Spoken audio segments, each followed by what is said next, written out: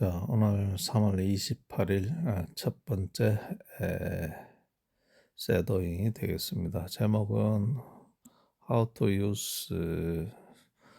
learn English with ChatGPT. How to learn English with ChatGPT가 되겠습니다. Video might change the way you think about learning English forever. Because this is not just another English tutorial. This is not a list of boring grammar rules or confusing vocabulary tips. This is not a video that will waste your time. This video is a complete, practical, and smart guide that shows you exactly how to use ChatGPT, the most advanced language tool in the world, to become fluent in English, no matter what your level is right now.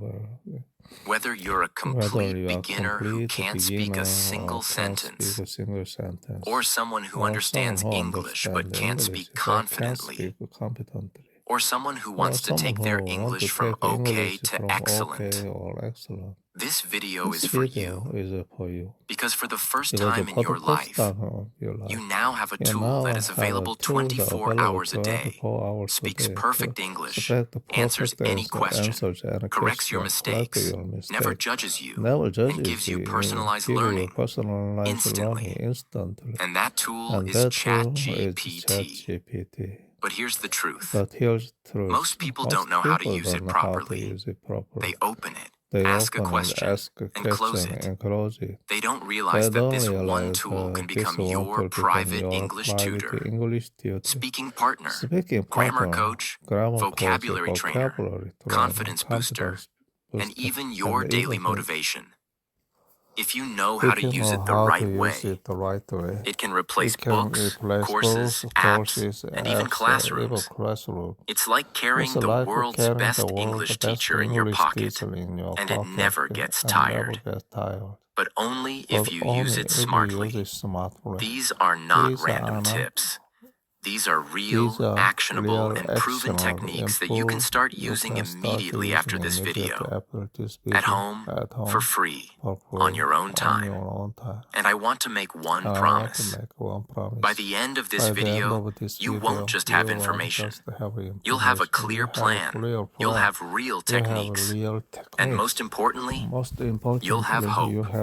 Hope that yes, even if you failed before, even if you feel slow or embarrassed, even if everyone laughs at your English, you can still learn, you can still grow, and you can still become fluent.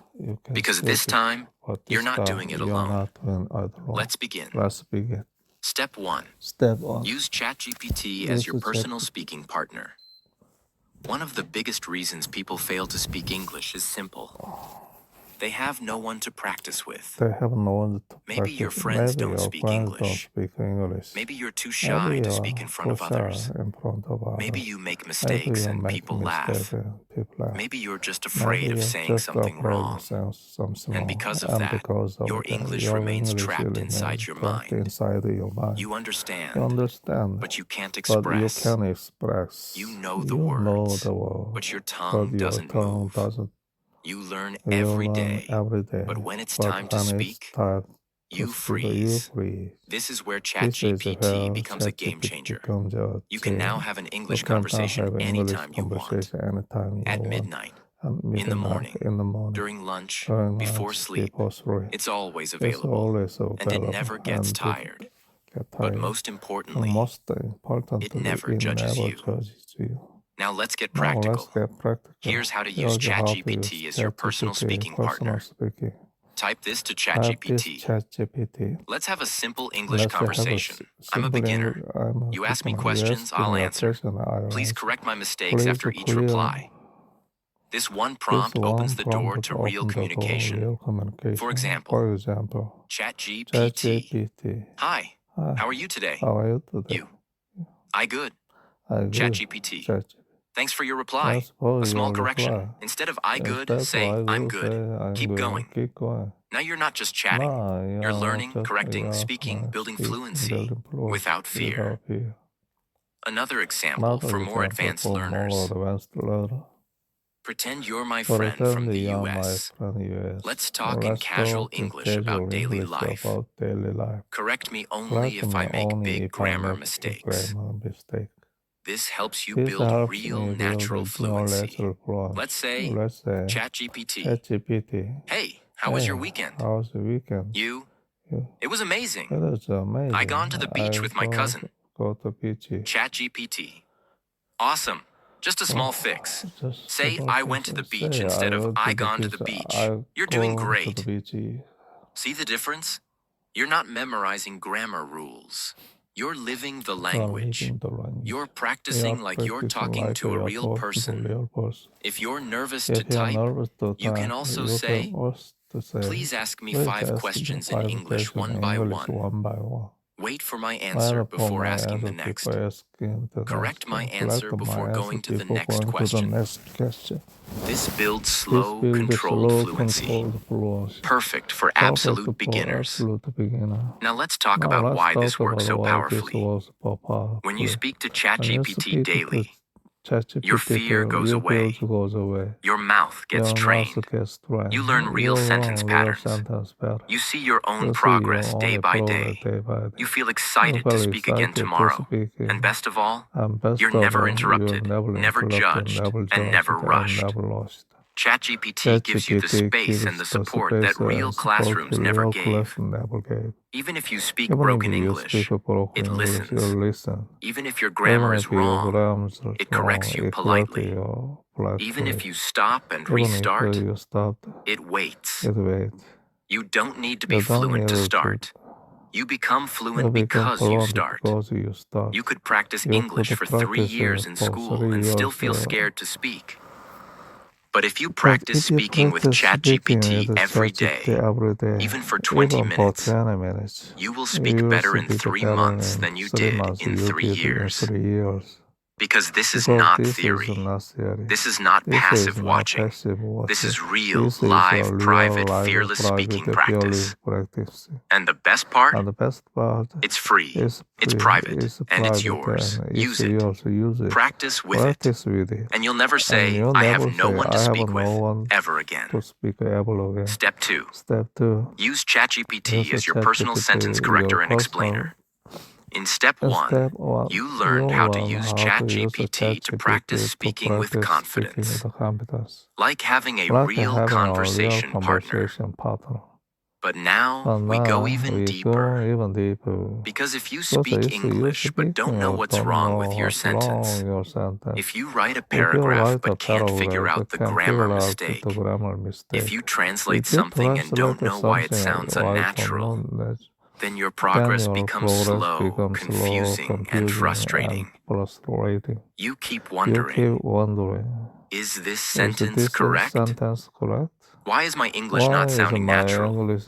Why do native speakers say it differently?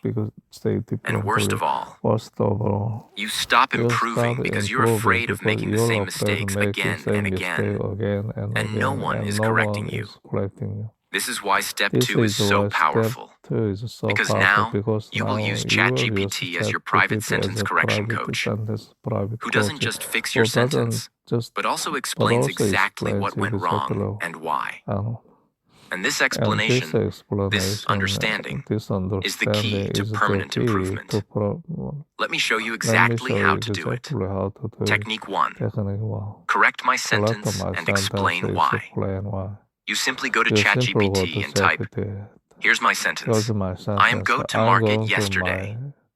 Is this correct? If not, please correct it and explain why. Now look at what happens. ChatGPT might reply, your sentence has a grammar mistake. The correct version is, I went to the market yesterday. Why? Because when you talk about the past, you must use past tense. Go is not correct. Went is the past tense of go. So the sentence becomes, I went to the market yesterday. This is not just correction. This is education. You're learning the grammar rule, the tense, the reason, and how to avoid the mistake next time. Let's go deeper. Technique 2. Fix my paragraph. You don't have to ask about one sentence only. You can give ChatGPT a full paragraph and ask, please check my paragraph and correct all grammar, sentence structure, and unnatural phrases. Then explain the major changes you made. Example input. Yesterday, I going to college and I meet my teacher. She tell me that exam is coming and I should study hardly. ChatGPT corrects it. Yesterday, I went to college and met my teacher. She told me that the exam is coming and I should study hard. Then explains, I going, wrong tense, should be I went, I meet, past event, should be I met. She tell me past, should be told me, study hardly, wrong word, should be study hard, because hardly means almost not at all. Now imagine you get this type of clarity every day. You will. Never repeat the same mistake. Start thinking in correct grammar automatically. Understand why English works the way it works. That's how fluency grows. Not by guessing, but by understanding. Technique 3. Compare my version with native speaker version. This is one of the most underrated tricks for becoming fluent and natural in English. Type this to ChatGPT. Here's my sentence. I'm very tired because too much work. Please rewrite it like a native speaker would say it in natural English. Then explain the difference. ChatGPT might say, native version.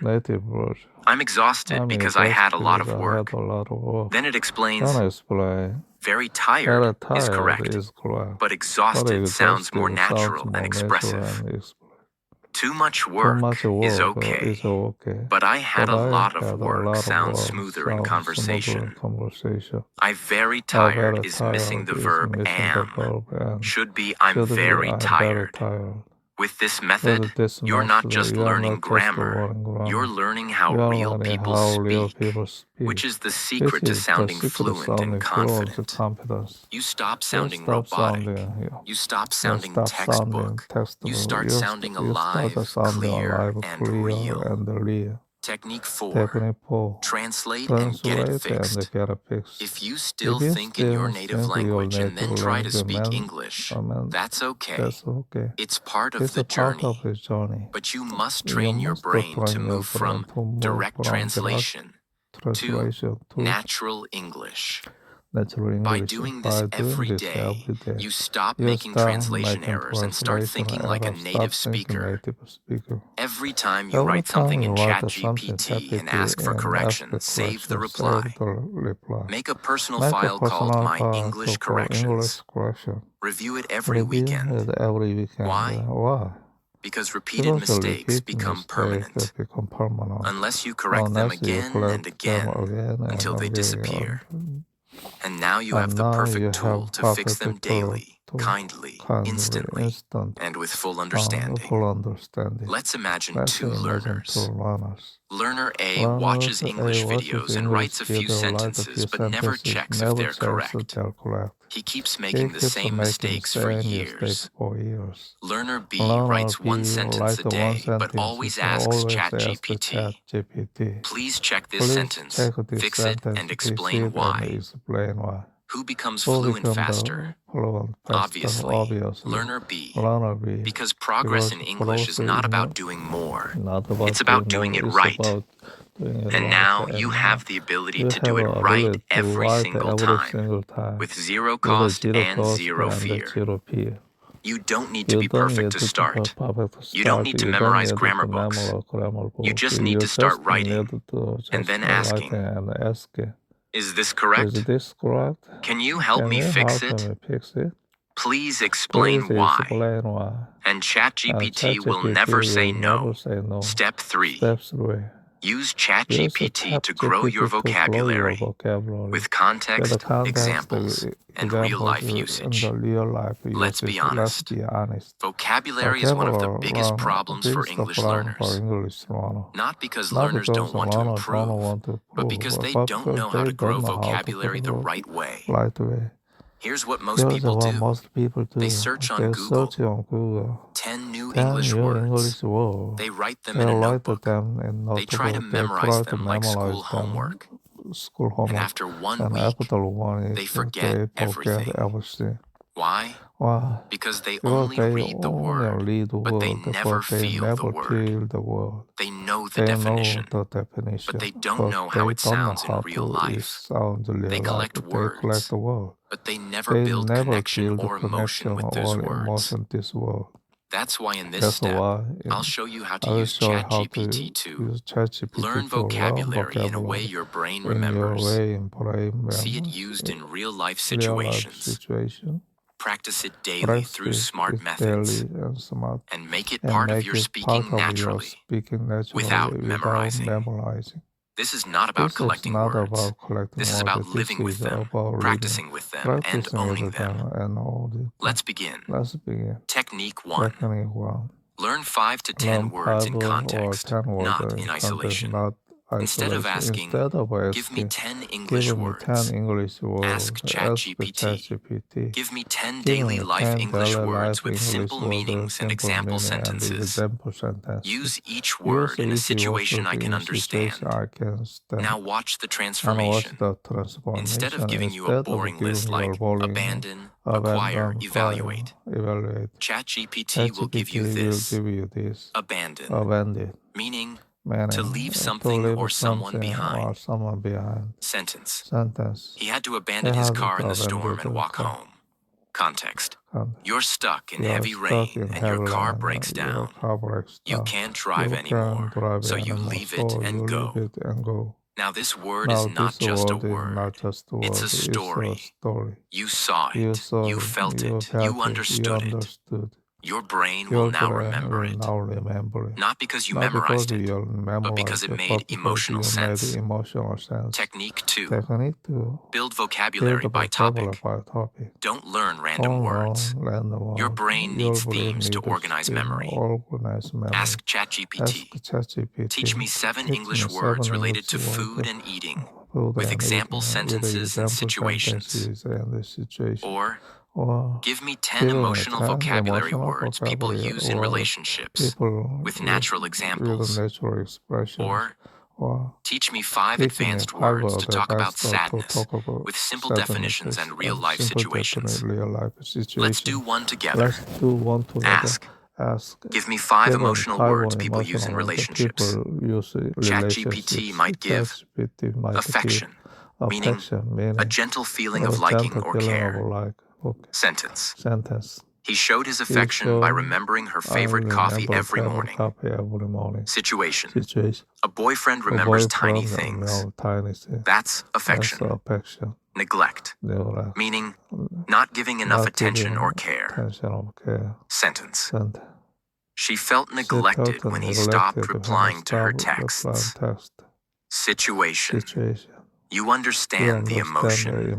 You feel the word. When vocabulary is emotional, themed, and visual, it becomes permanent. Because the brain remembers stories, not just sounds. Technique 3. Personalize vocabulary to your life.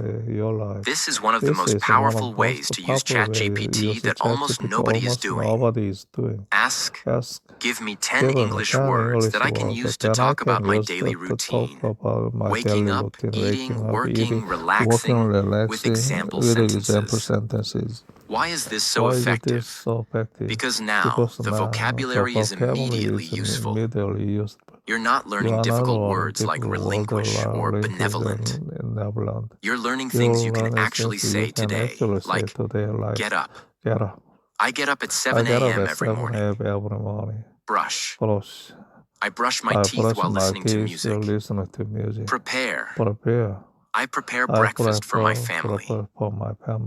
Now imagine you practice those 10 words every morning by describing your day to ChatGPT. In 1 month, you're not just learning new words. You're thinking in English without trying. And that's how fluency happens. Technique 4. Make ChatGPT quiz. You. Learning vocabulary without testing it is like lifting weights once and expecting muscles. You need repetition. You need feedback. Type. Give me a vocabulary quiz of 5 questions using the words we learned today. Ask one question at a time. Wait for my answer. Then tell me if I'm right and explain. ChatGPT. What does affection mean? A. Anger. B. Care and love. C. Hunger. D. Excitement. U. B. ChatGPT. Correct. Affection means care and love. Great job. Next question. Now you're learning and testing in a fun, private, judgment-free way. No teacher, no exam pressure. Just you, your brain, and daily growth. Technique 5. Use it in a sentence and ask for feedback. Once you learn new words, your goal should not be to memorize. Your goal is to use them in real conversation. Type. I just learned the word neglect. I will now use it in 3 different sentences. Please check if I'm using it correctly and give me feedback. You. I neglect my homework. My boss neglects the team. She neglects her health these days. ChatGPT corrects you. Sentence 1, correct. Sentence 2. Neglect is okay, but it should be my boss neglects the team. Third person S. Sentence 3. Perfect usage. Now you're not only learning, you're mastering. Because learning a word once means nothing, but using it confidently means everything. Type. Create a 30-day vocabulary challenge for English learners. Each day should include 5 words, example sentences, and a small task to practice them. ChatGPT might give Day 1. Words. Wake, wash, eat, go, work. Sentences. I wake up at 6. I wash my face, etc. Task. Write 3 sentences using today's words and say them aloud. Now every day becomes a mission. Every morning you grow 5% better. And in 30 days, you will have 150 plus new words that you can use without fear. You don't need to know 5,000 words. You need to use 500 words correctly in real life. And ChatGPT is the only tool that gives you new words, explains them in simple English, uses them in stories, tests you with quizzes, checks your mistakes, and helps you remember by using them again and again. It's not a dictionary.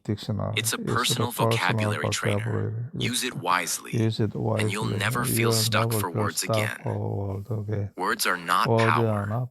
Words you can use are power.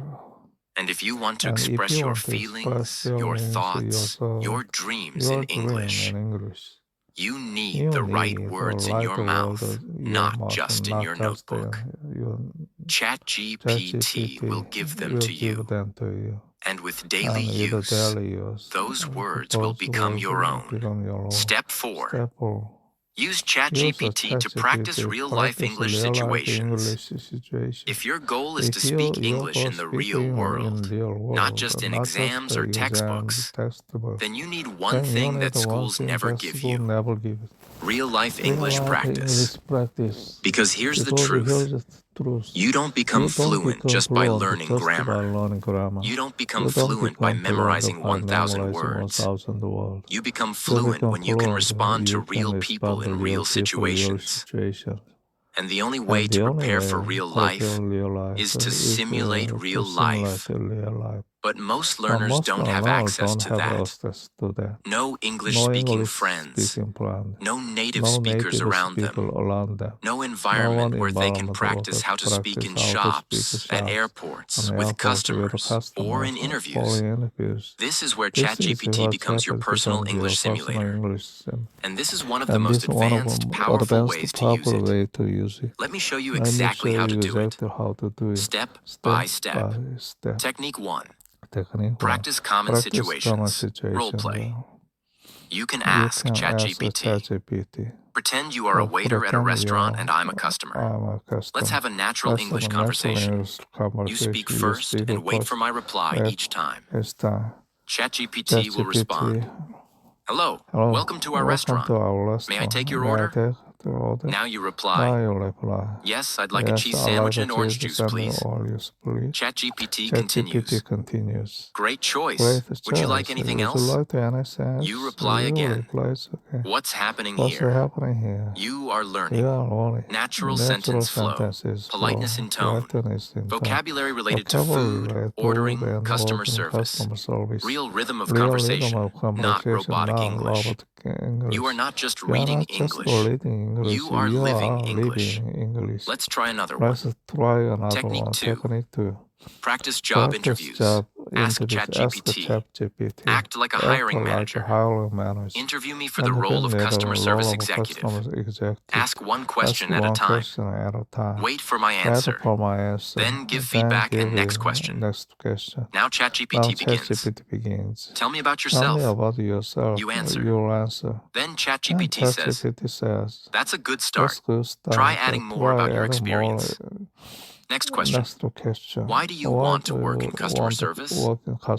Each round builds your confidence. Each reply teaches you how to structure answers. You learn formal tone, professional language, grammar and fluency under pressure. And you do all of this without fear of failure. No one is watching. You are growing quietly, confidently, powerfully. Technique 3. Practice daily conversations. Ask ChatGPT. Let's chat like we are two friends meeting after a long time. Keep the language friendly, casual, and use modern expressions. ChatGPT might say, hey, long time no see. How have you been? You answer. Then, wow, that sounds exciting. Are you still working at the same place? Now you're building the most underrated skill in English learning, the ability to sound natural in conversation. You're learning how to ask and answer casually, express feelings, keep the conversation going, avoid robotic speech. You become the kind of speaker who doesn't just speak English. You connect in English. Technique 4. Practice difficult conversations. You can also use ChatGPT to practice situations where emotions are involved, like, act like you are my manager. I want to request a day off politely. Pretend you are a friend who hurt me. I want to express my feelings respectfully. You are a neighbor, and I'm asking you to turn down the music. Why is this important? Because real life is not always polite. Sometimes you must express emotions. And ChatGPT gives you the perfect space to learn how to stay respectful while being assertive, how to use emotionally intelligent phrases, how to solve misunderstandings in English. This is where learners become truly confident communicators. Technique 5. Simulate travel and public situations. You can say, I'm at the airport. Act like an immigration officer. Ask me questions I should expect. I'm checking into a hotel. You are the receptionist. Let's have a natural conversation. I want to buy a train ticket. Act like a ticket counter person. Each time, ChatGPT creates a full conversation scenario. This prepares you for traveling abroad, dealing with customer service, booking hotels, handling emergencies, talking to strangers.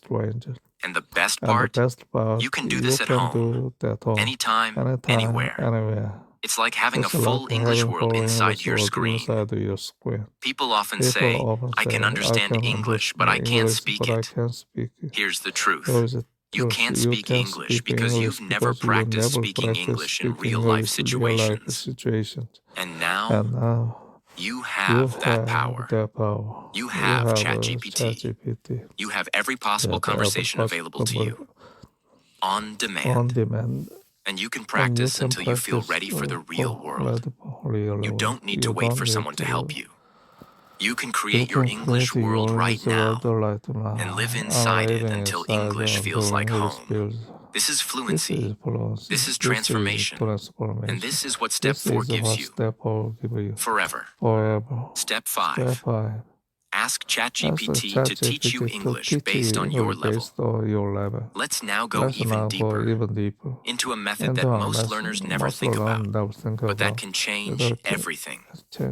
Personalized English learning. Because here's the problem. Most learners follow one-size-fits-all English lessons.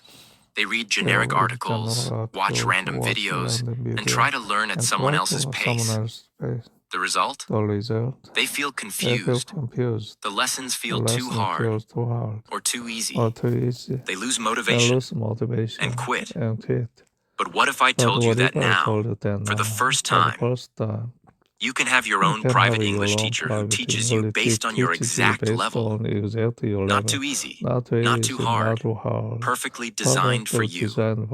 That's what step 5 is all about. And ChatGPT can do it better than any school or app. Technique 1. Ask for a customized English lesson. Say this to ChatGPT. I'm an A2 level English learner. Teach me a 20-minute English lesson for today.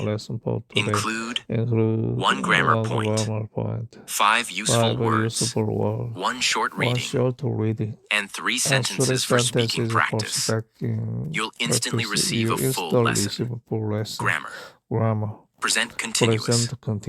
When something is happening now. Vocabulary. Eat, cook, wash, sleep, work. Reading. A short paragraph about a girl cooking dinner. Speaking practice. I am eating rice. He's working now. She is sleeping in her room. Why is this powerful? Because now your learning is clear. You know what you're doing today. Simple. No confusion. No jumping around. Targeted. It matches your level. And every day you can say, give me a new 20-minute lesson. Today, focus on past tense. Or make it harder today. I want more advanced sentences. Now, you're not just learning English. You're building your own English learning system. And you are the boss. Technique 2. Ask for progress tracking. This is where it becomes even more serious. Say, help me build a weekly plan to improve my English. Give me daily tasks based on my level and increase the difficulty slowly every week. ChatGPT gives you a plan like Week 1, Monday, learn 10 daily words plus write 3 sentences. Tuesday, read a short story plus answer 5 questions. Wednesday, speak with ChatGPT for 15 minutes about your routine. Thursday, learn 1 grammar point plus practice examples. Friday, review the week plus take a mini quiz. Week 2, slightly harder words, longer reading, more complex grammar, and so on. Why does this work? Because consistency is more powerful than intensity. Learning English for 20 minutes every day is more effective than trying to study 4 hours on Sunday. This system gives you structure. It removes decision fatigue. It creates momentum. And when you see your own growth, when you realize that I couldn't do this last week, but I can do it now, that is when your confidence becomes unstoppable. Technique 3. Tell ChatGPT what you struggle with. Don't hide your problems. Be honest with ChatGPT because it won't judge you. Say, I struggle with making long sentences. I always get stuck after 5 words. Please teach me how to grow my sentences slowly and correctly. Or, I don't understand articles like A and the. Can you give me a simple lesson with examples? Or, I can speak, but I don't feel natural. Help me sound more fluent in casual English. And ChatGPT will give you a personalized solution every time. No waiting, no judgment, no cost. Just pure support. Whenever you need it. You are not weak because you are still learning English. You are strong because you're still trying. And now, with the power of ChatGPT, you are no longer alone. You have a system. You have control. You have the ability to learn what you need, when you need it, at the level that's right for you. This is not school. This is not a textbook. This is your personal English evolution, and you are in charge of it. Let the world follow one path. You will build your own with confidence, clarity, and progress. That's the promise of Step 5. And that's how you make English your language, not just a subject. Step 6. Use ChatGPT to train yourself to think in English. This step is one of the most important turning points in your English journey, because most learners make one silent but deadly mistake. They spend all their time translating English in their head, not thinking in English. Every sentence starts in their native language. They translate it word by word into English. And by the time they're ready to speak, the moment is gone. They feel slow. They feel awkward. They feel behind in conversations. And the worst part? They start believing they're not smart enough to be fluent. But that's not true. They're just using the wrong strategy. They're building a house, but laying bricks with the wrong tool.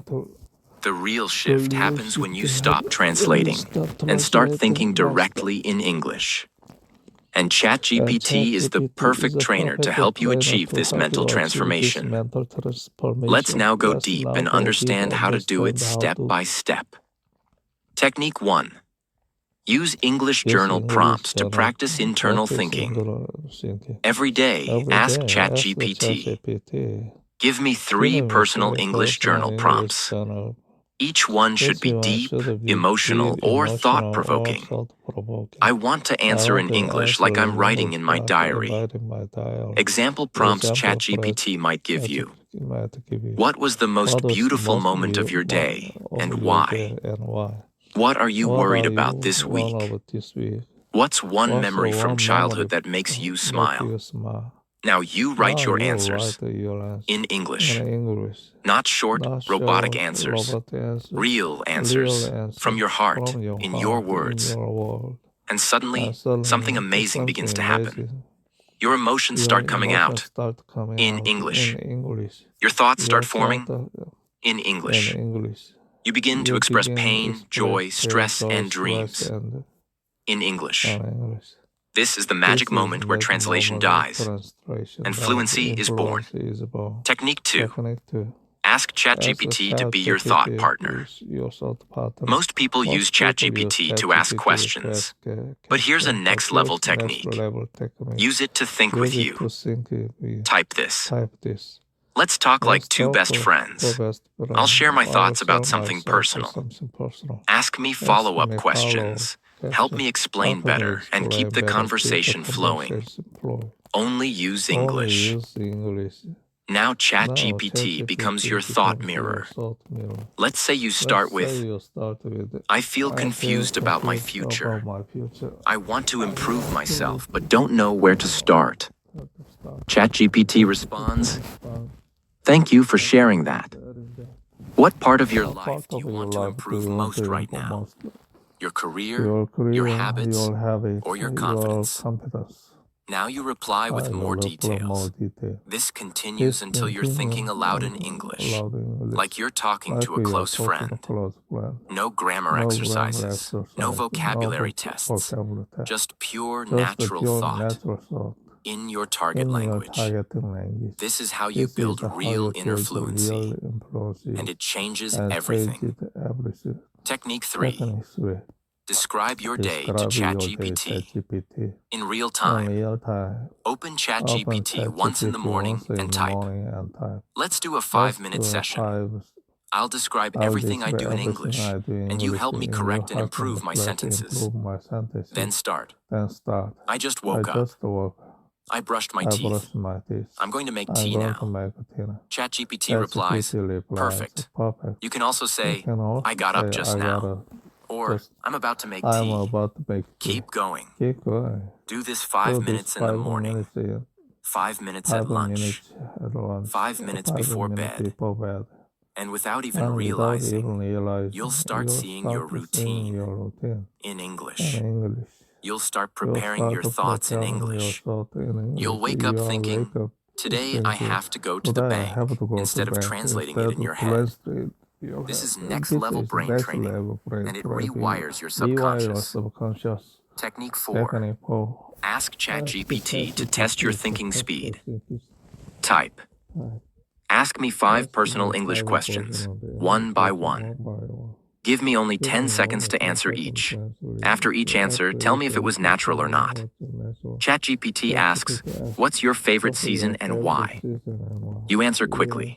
ChatGPT gives feedback. Then next question. This builds your speed, your clarity, and your mental reaction time. Because fluency is not just knowing words. It's knowing what to say when you're under pressure. And this daily practice gives you the mental muscles to do exactly that. If you're still translating everything in your head, that's okay. But you can't stay there forever. Translation is the boat that gets you across the river. But one day, you must step off the boat and walk. And when you do, when English becomes your first reaction, your natural thought process, that's when everything becomes easier. You stop freezing in interviews. You stop panicking in conversations. You stop second-guessing yourself. You simply speak. Because now you think in English. And ChatGPT makes that journey faster, smarter, and more powerful than ever before. You made it to the end of the most important video you will ever watch about learning English. And now you have no excuses. You have no confusion. You have no reason to stay stuck. Because I just gave you the exact blueprint. 10 life-changing methods, 10 proven techniques, 10 powerful tools to rebuild your confidence, your fluency, and your identity from the ground up. No more waiting, no more fear, no more saying, I'll start tomorrow. Start now. Use ChatGPT not as a shortcut, but as your training ground.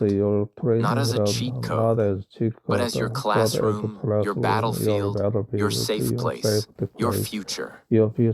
And remember, this isn't just about English. This is about becoming the person you were always meant to be. Someone who speaks with courage, lives without limits, and never again apologizes for their voice. If this video helped you, save it. Watch it again. Practice every step. And send it to someone else who feels broken, stuck, or silent. Because we are not just here to learn English. We are here to rise through English. Subscribe to this channel because this is not the end. It's just the beginning of your new life. And may God bless your journey with clarity, courage, and unstoppable growth. Now go. Speak. And never look back. 네, 이렇게 해서 오늘 첫 번째 녹음이 끝이 났습니다. 어디 갔니? 43분 정도의 분량이네요. 일단 첫 번째 셋도잉은 그만하고 지금까지 한 것이 무엇이냐? How to learn English with ChatGPT였습니다. 3월 28일 두 번째 셋도잉입니다. 제목은 Work Smarter, Not Harder가 되겠습니다.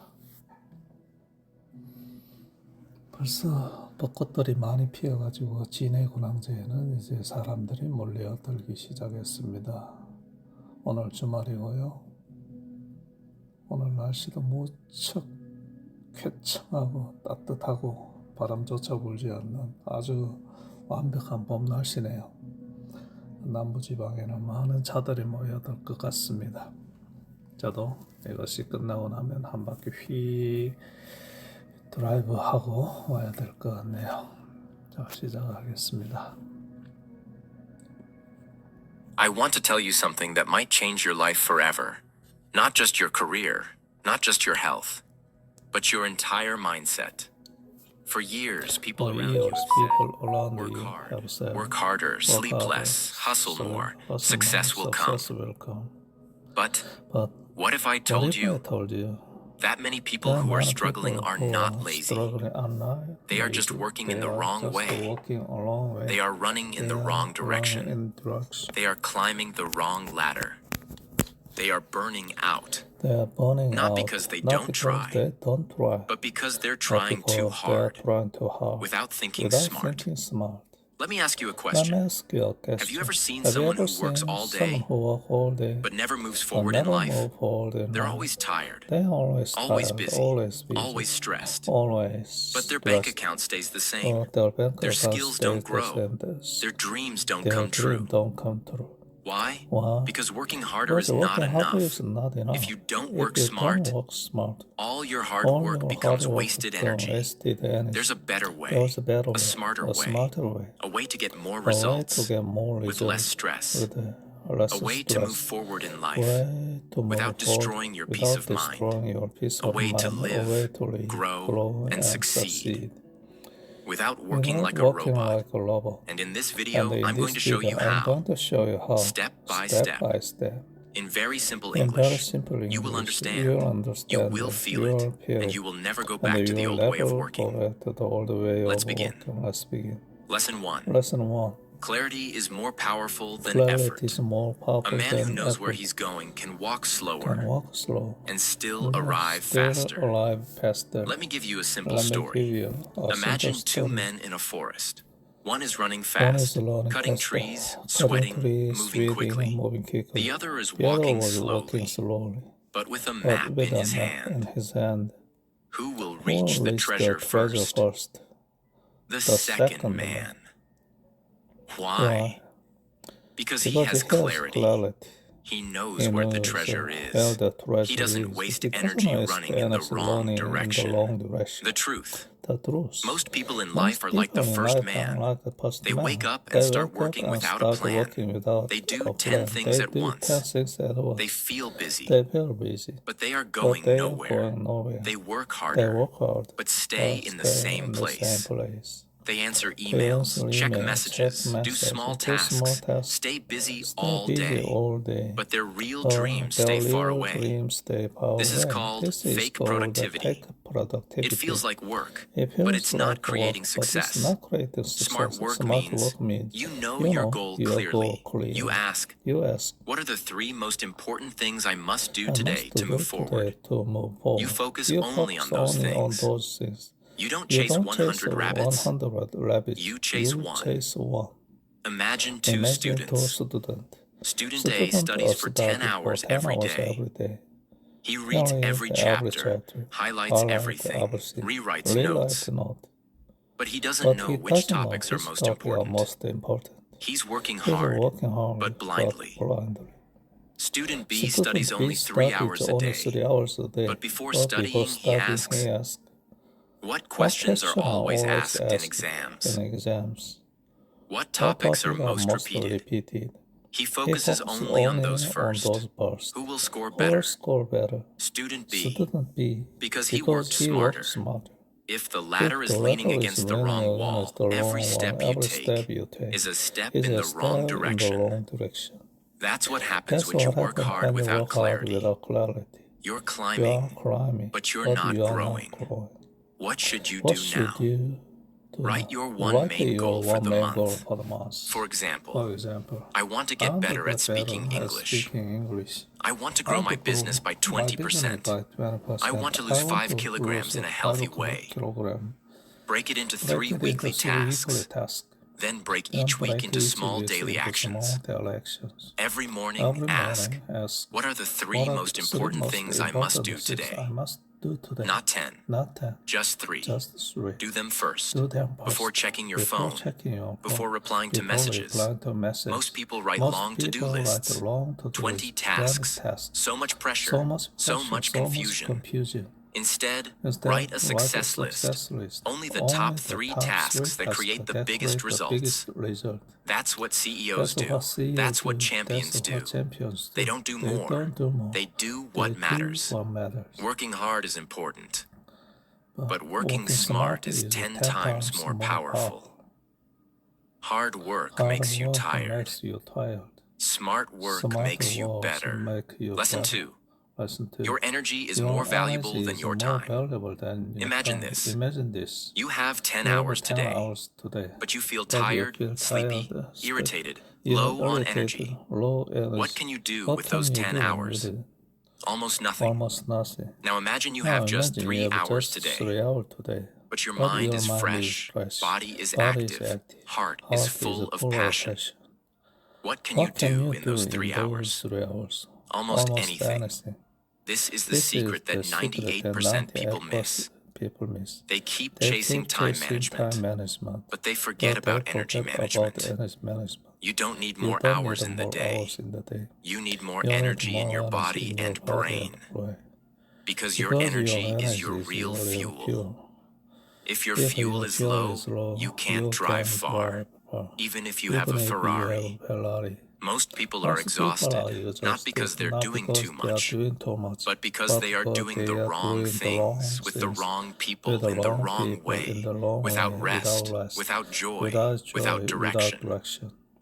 This is not hard work. This is self-destruction. Let's fix it. Let's say there are 2 people in an office. Employee A works 12 hours a day, skips lunch, doesn't sleep well, drinks 5 cups of coffee, constantly checking messages, emails, meetings, always busy, always stressed. By 6 p.m., tired, angry, burned out. Employee B works only 6 hours, eats clean, sleeps early, walks every morning, doesn't multitask, sits for 2 hours of deep focus work, says no to useless tasks. By 6 p.m., calm, energized, finished his goals. Who is smarter? Employee B. He doesn't waste his energy. He uses it wisely. And that's the real game. Why most people fail. People think they're lazy. But the truth is, they're running on low battery. They are trying to do big things with a mind full of stress and a body that's not rested. That's like trying to run a marathon with no food, no water, and no shoes. You can't do it. Not because you're weak, but because you're empty. And here's the reality. Smart people protect their energy like rich people protect their money. Think of your energy like a bank account. You have 100 energy points every day. Here's how hard workers spend them. 30 points. Worrying about the future. 20 points. Multitasking with phone and laptop. 15 points. Pleasing others.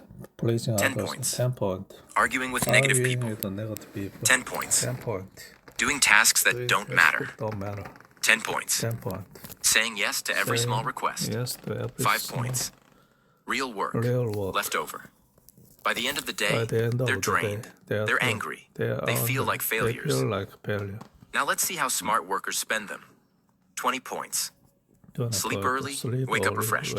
10 points. Walk, move, stretch the body. 10 points. Eat real food, drink water. 5 points. Avoid toxic people. 5 points. Avoid phone before noon. 50 points. Focused, deep, clear work on one goal. By the end of the day, they still have energy left. They feel happy. They made progress.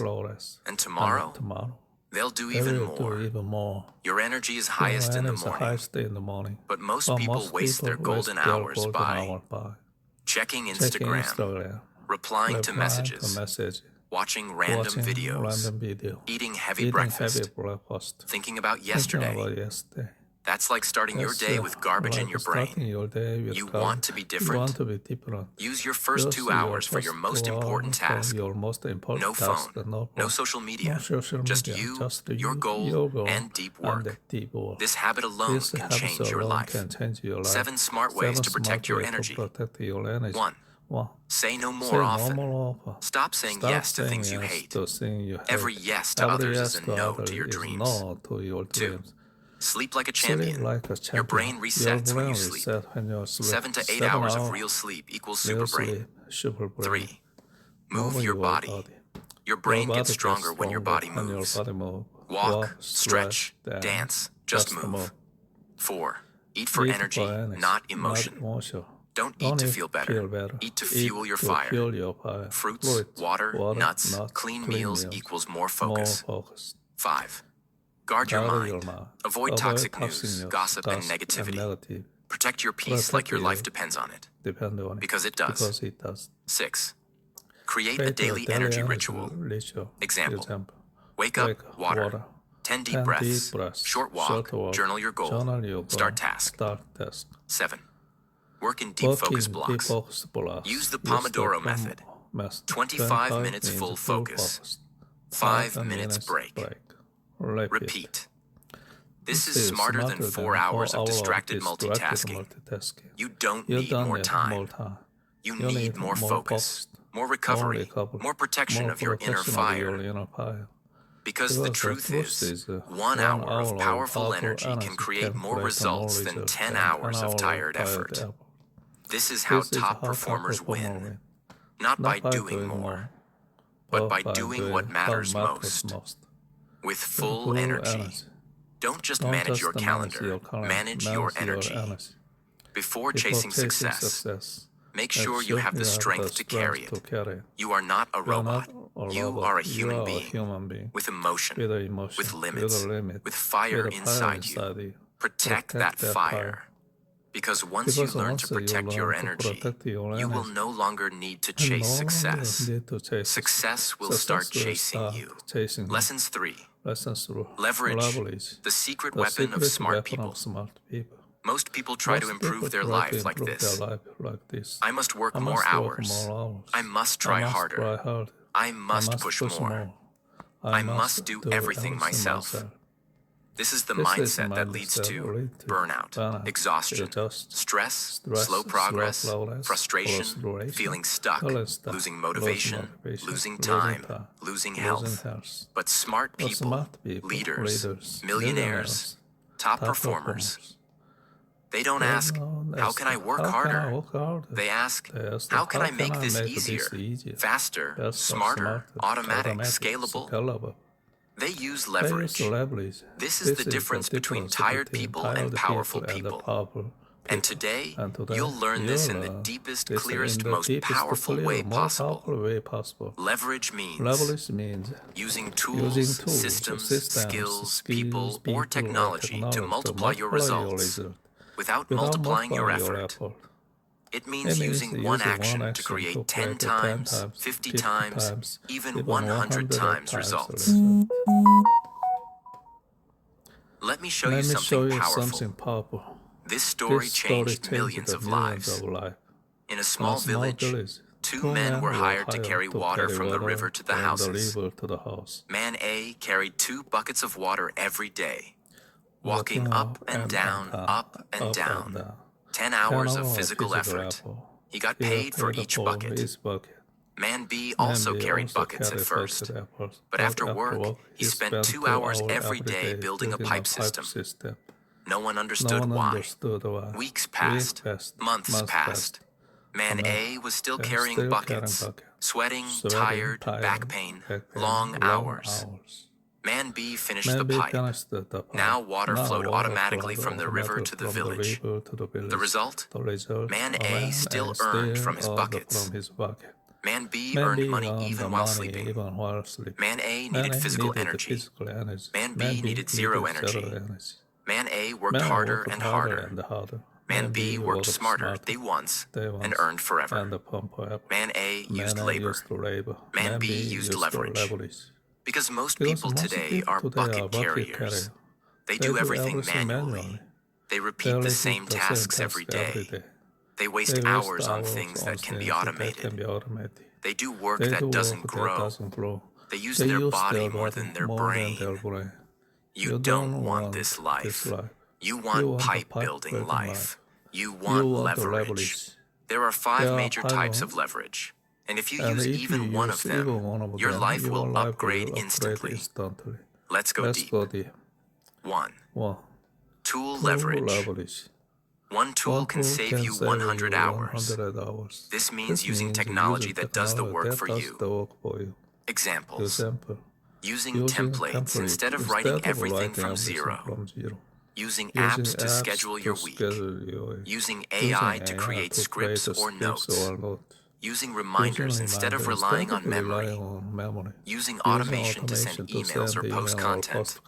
Using voice typing instead of typing every sentence. A normal worker writes the same email 20 times a week. A smart worker makes one template and uses it 20 times. He saves 5 to 10 hours every week, forever. Same work, less effort, smarter result. 2. People leverage. You don't become powerful by doing everything yourself. You become powerful by creating a system where others support you. This means delegating or outsourcing tasks that drain your time. This is not weakness. This is strategic power. Why? Because your time is limited. But the world has millions of people with skills you don't have. Smart people use that power. A business owner trying to handle marketing, sales, editing, accounting, emails, design, customer service will collapse. But a smart business owner hires 3 to 5 people and grows 10 times faster. 3. Skill leverage. The right skill multiplies your value without multiplying your effort. One skill can change everything. Like learning English multiplies opportunities. Learning communication makes you more powerful. Learning negotiation increases your income. Learning time management creates freedom. Learning marketing increases your value. Learning public speaking transforms your confidence. One skill gives you better salary, faster opportunities, less stress, more clarity, higher success. This is leverage. 4. Automation leverage. Automation means systems that work without you. Every tiny automation saves energy. Every tiny shortcut removes stress. Smart people don't repeat tasks. They automate them. 5. Knowledge leverage. If you know what others don't, you move 10 times faster. This is the most powerful form of leverage. Knowledge saves years of struggle. Reading one book gives you someone's lifetime experience. One course can show you shortcuts others discover in 20 years. One mentor can save you thousands of mistakes. One YouTube video can explain something in 10 minutes. One idea can change your entire direction. Knowledge is leverage because it lets you skip pain, skip confusion, skip bad paths. Knowledge makes you smarter faster. People always say, rich people are lucky. Rich people don't work. They have an easy life. But here is the truth. Rich people don't work harder. They work smarter. They use systems, automation, teams, knowledge, money, tools, skills, networks. This is why their results grow even when they rest. Poor and middle-class people try to do everything alone. Rich people build systems that work for them. Like, working hard equals writing every note by hand. Working smart equals using voice to text and finishing in 5 minutes. Working hard equals searching for files daily. Working smart equals organizing your folder one time and saving hundreds of hours. Working hard equals posting content manually every day. Working smart equals scheduling it once a week through an app. Working hard equals doing all house chores alone. Working smart equals dividing responsibilities with family members. Working hard equals trying to remember everything. Working smart equals using reminders, planners, and checklists. Working hard equals learning English without structure.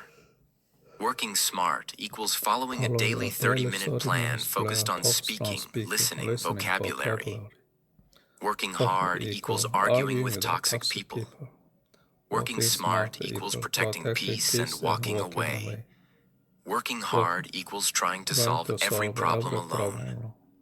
Working smart equals asking someone who already knows. That 5-minute advice can save 5 years of mistakes. If something can be automated, automate it. If something can be delegated, delegate it. If something can be simplified, simplify it. If something can be learned quickly, learn it. If something wastes energy, stop it. If something gives 10 times results, do it. This is how you escape the trap of hard work and enter the world of smart work. Leverage is not cheating. Leverage is intelligence. Hard work builds strength. Smart work builds success. You don't need to struggle. You need better systems. You need better tools. You need better habits. You need leverage. Because when you use leverage, you work less. You achieve more. You feel happier. You stay energized. You grow faster. You move smarter. You live with purpose. This is the life you deserve. Lesson 4. Focus on results, not busyness. There's a dangerous lie that millions of people believe. If I stay busy, I'm doing great. If I work all day, I'm productive. If I feel tired at night, I must be successful. Wrong. Being busy and being productive are two completely different things. A busy person feels active. A productive person creates impact. One is noise. The other is progress. And the truth is, busyness is a form of laziness. It looks like effort, but it hides the fact that you're avoiding the real difficult work that actually changes your life. Let me ask you this, and answer it honestly. How many times have you spent the whole day doing something, but at night felt like you achieved nothing? How many times have you opened your laptop, replied to 30 emails, watched 10 videos, did a few things here and there, but your main goal didn't move even 1 inch? That's not progress. That's motion without meaning. That's fake work. And if you do this every day, you can work for years and stay in the same place.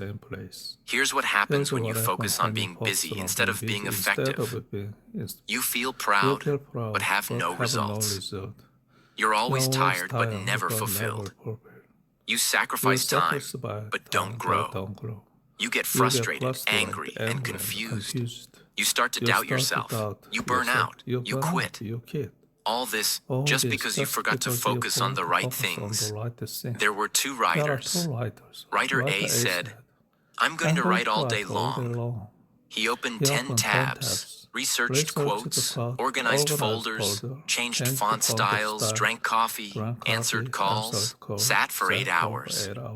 But at the end of the day, he wrote only 2 paragraphs.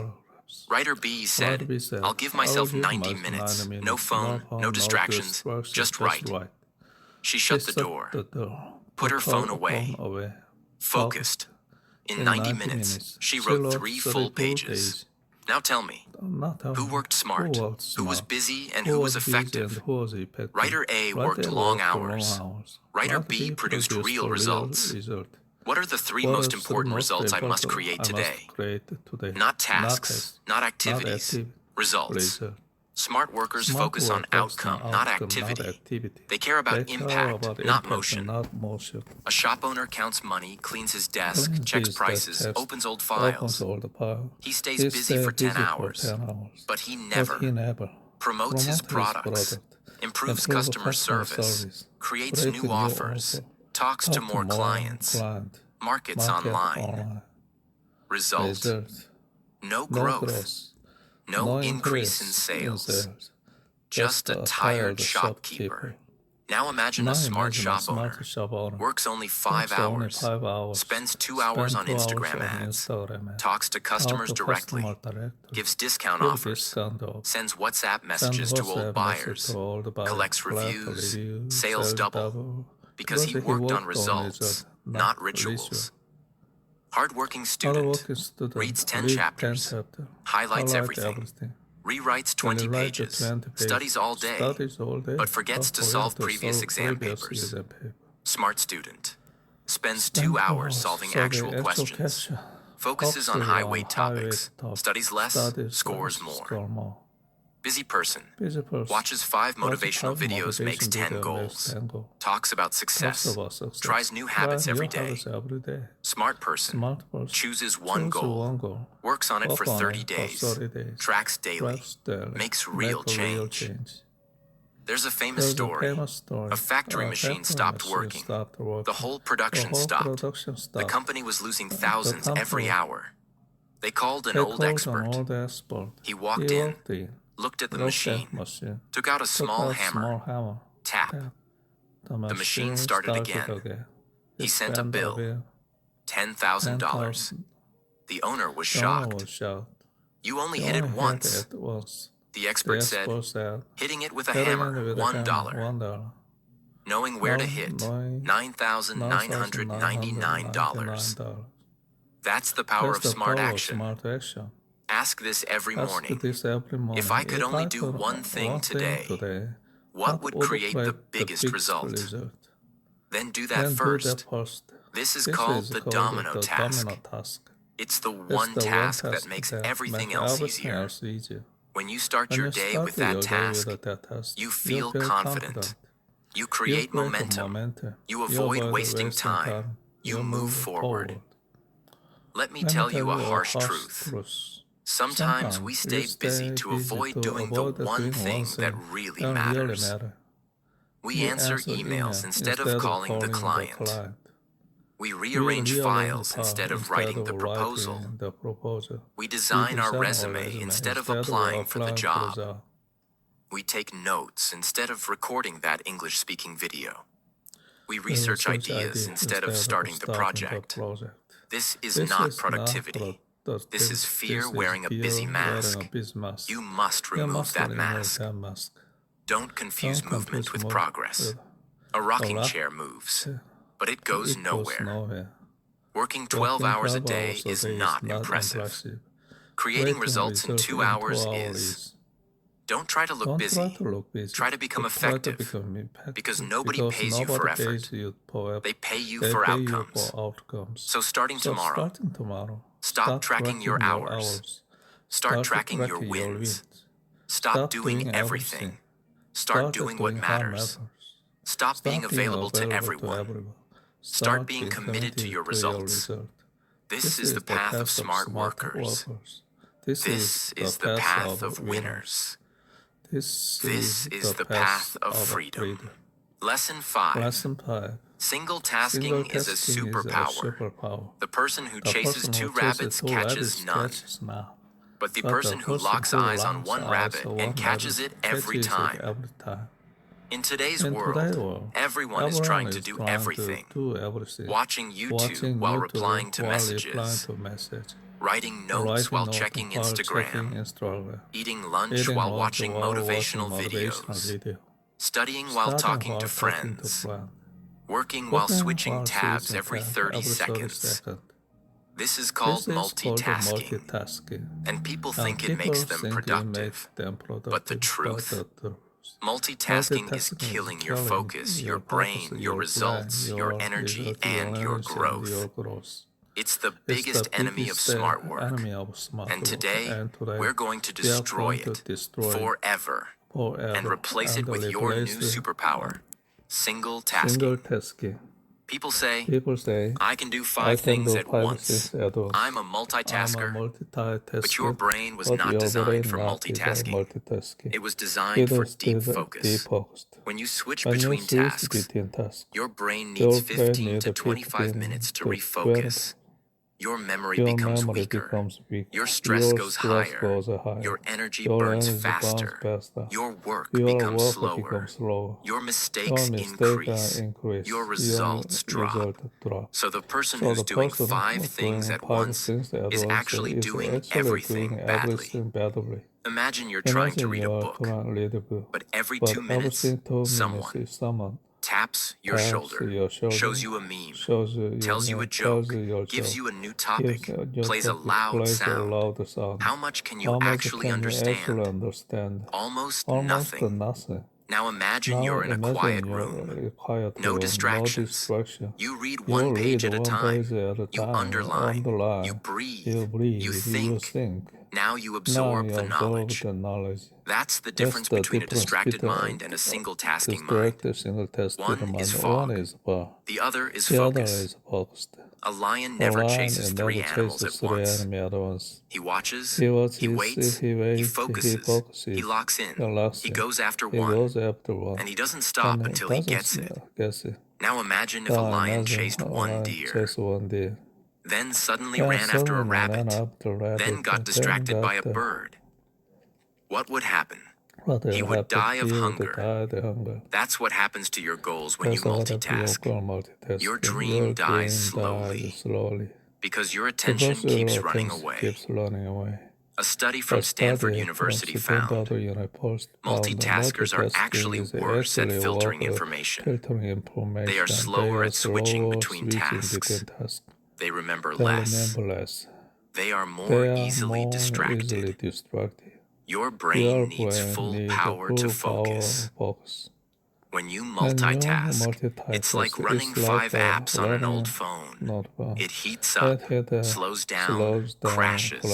Smart people close everything else and go all in on one task at a time. Choose one task.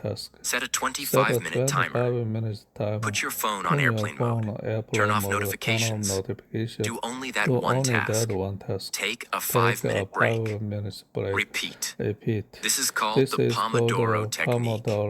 It's not just a productivity trick. It's a brain-sharpening weapon. Multitasking student studies while texting, listens to music while reading, scrolls Instagram during breaks, watches one YouTube video, then another, then another. He feels like he's studying for 6 hours, but he remembers nothing, gets low marks, feels tired and angry.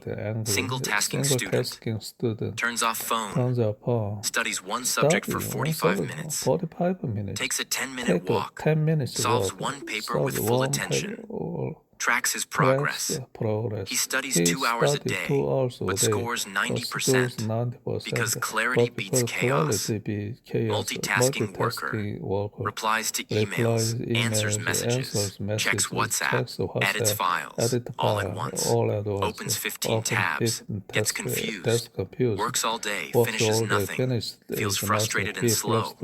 Single-tasking worker spends 1 hour only writing the report, spends 30 minutes only replying to emails, closes tabs, phone off, zero noise, finishes 3 tasks with excellence. Who gets promoted? The one who brings results. And results come from focus. Most people say, I can't focus, my attention is weak.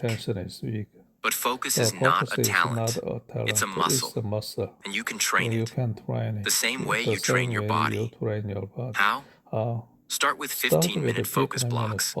Slowly increase to 30, then 45, then 60 minutes. Remove distractions one by one. Sit in silence for 5 minutes daily. Train your brain to be still. Meditate. Breathe deeply before you begin your work. Use noise-canceling headphones or focus music. Within 30 days, your mind becomes laser sharp. 1 hour, one task, no distractions. Simple, Simple, powerful, life-changing. life-changing. The best results come when you respect one thing at a time. One goal, one decision, one block of focus, one conversation, one mission. Multitasking is like drinking 5 juices at once. You taste nothing. Single tasking is like enjoying the full flavor of one glass with clarity. Don't just be present, be focused. Don't just work, go deep. Don't just touch everything, master one thing. The world is noisy. People are distracted. Everyone is in a hurry. But no one is arriving anywhere. You must be different. You must become the person who can. Sit still when others are shaking. Focus deep when others are scattered. Do one thing with power while others do 10 things with weakness. Finish tasks with precision. Protect their brain like gold. Because in a world full of chaos, the one who controls their attention controls their success. And that person is you. Lesson 6. Use the 80-20 rule like a genius. What if I told you most of your effort, most of your hard work, most of your long hours, most of your stress is being wasted? Yes, wasted. Because only a small percentage of what you do actually creates the majority of your results. This is called the 80-20 rule. And it's not just theory. It's a law of life. It's the reason why. Some people succeed quickly while others stay stuck for years. Some students study less but top the class. Some businesses grow faster even with fewer products. Some creators go viral while others burn out. And today, I'll teach you how to use this rule like a genius. In very simple, very real, and very powerful ways. The 80-20 rule, also known as the Pareto principle, says 80% of your results come from 20% of your actions. Let's break it down with very simple examples. 80% of your success comes from 20% of your habits. 80% of your happiness comes from 20% of your relationships. 80% of your problems come from 20% of your bad decisions. 80% of your income comes from 20% of your skills or clients. 80% of your stress comes from 20% of your distractions. What does this mean? You don't have to do everything to succeed. You just need to do the few right things with focus and consistency. A student studies 10 chapters, but in the exam, 80% of questions come from just 2 chapters. If the student had focused deeply on those 2 chapters, he'd score much higher. A business sells 10 products. But 80% of the money comes from just 2 products. Smart entrepreneurs stop wasting time on the other 8 and double down on the 2 that actually work. A YouTuber makes 50 videos, but 80% of the views come from just 5 videos. A smart creator studies those 5 and makes more content like them. You do 10 different exercises at the gym. But only 2 or 3 exercises, like squats, deadlifts, push-ups, give you 80% of your strength and results. Are you starting to see it? Most things in life are noise. Only a few things create real impact. Most people live by the 100-100 rule. I'll do everything. I'll work harder. I'll try every idea. I'll chase every goal. They say yes to everyone. They open every email. They try every tip. They keep adding more and more and more. And what do they get? Overwhelm, burnout, confusion, mediocrity, weak results. Because they are focused on quantity, not quality. But the smart worker, the high performer, lives by the 80-20 rule. Here's the mindset of people who use the 80-20 rule to win in life. They ask powerful questions like, what are the 20% of tasks that bring 80% of my progress? What are the 20% of people who cause 80% of my stress? What are the 20% of habits that give me 80% of my energy? What are the few moves that actually create momentum? They eliminate the rest. They don't waste time. They don't chase everything. They focus only on what works. That's how they move faster, with less noise, less stress, and more success. Take a notebook and answer these questions honestly. Goals audit. Which 20% of my goals give me the most meaning, growth, and excitement? Focus only on those. Ignore the rest. Task audit. Which daily tasks actually create results? Like writing content equals result. Scrolling Instagram equals no result. Cut the time wasters. People audit. Who are the top 3 people that support me, energize me, believe in me? Spend more time with them. Limit time with others. Income audit. Which skills or clients give me most of my money or opportunities?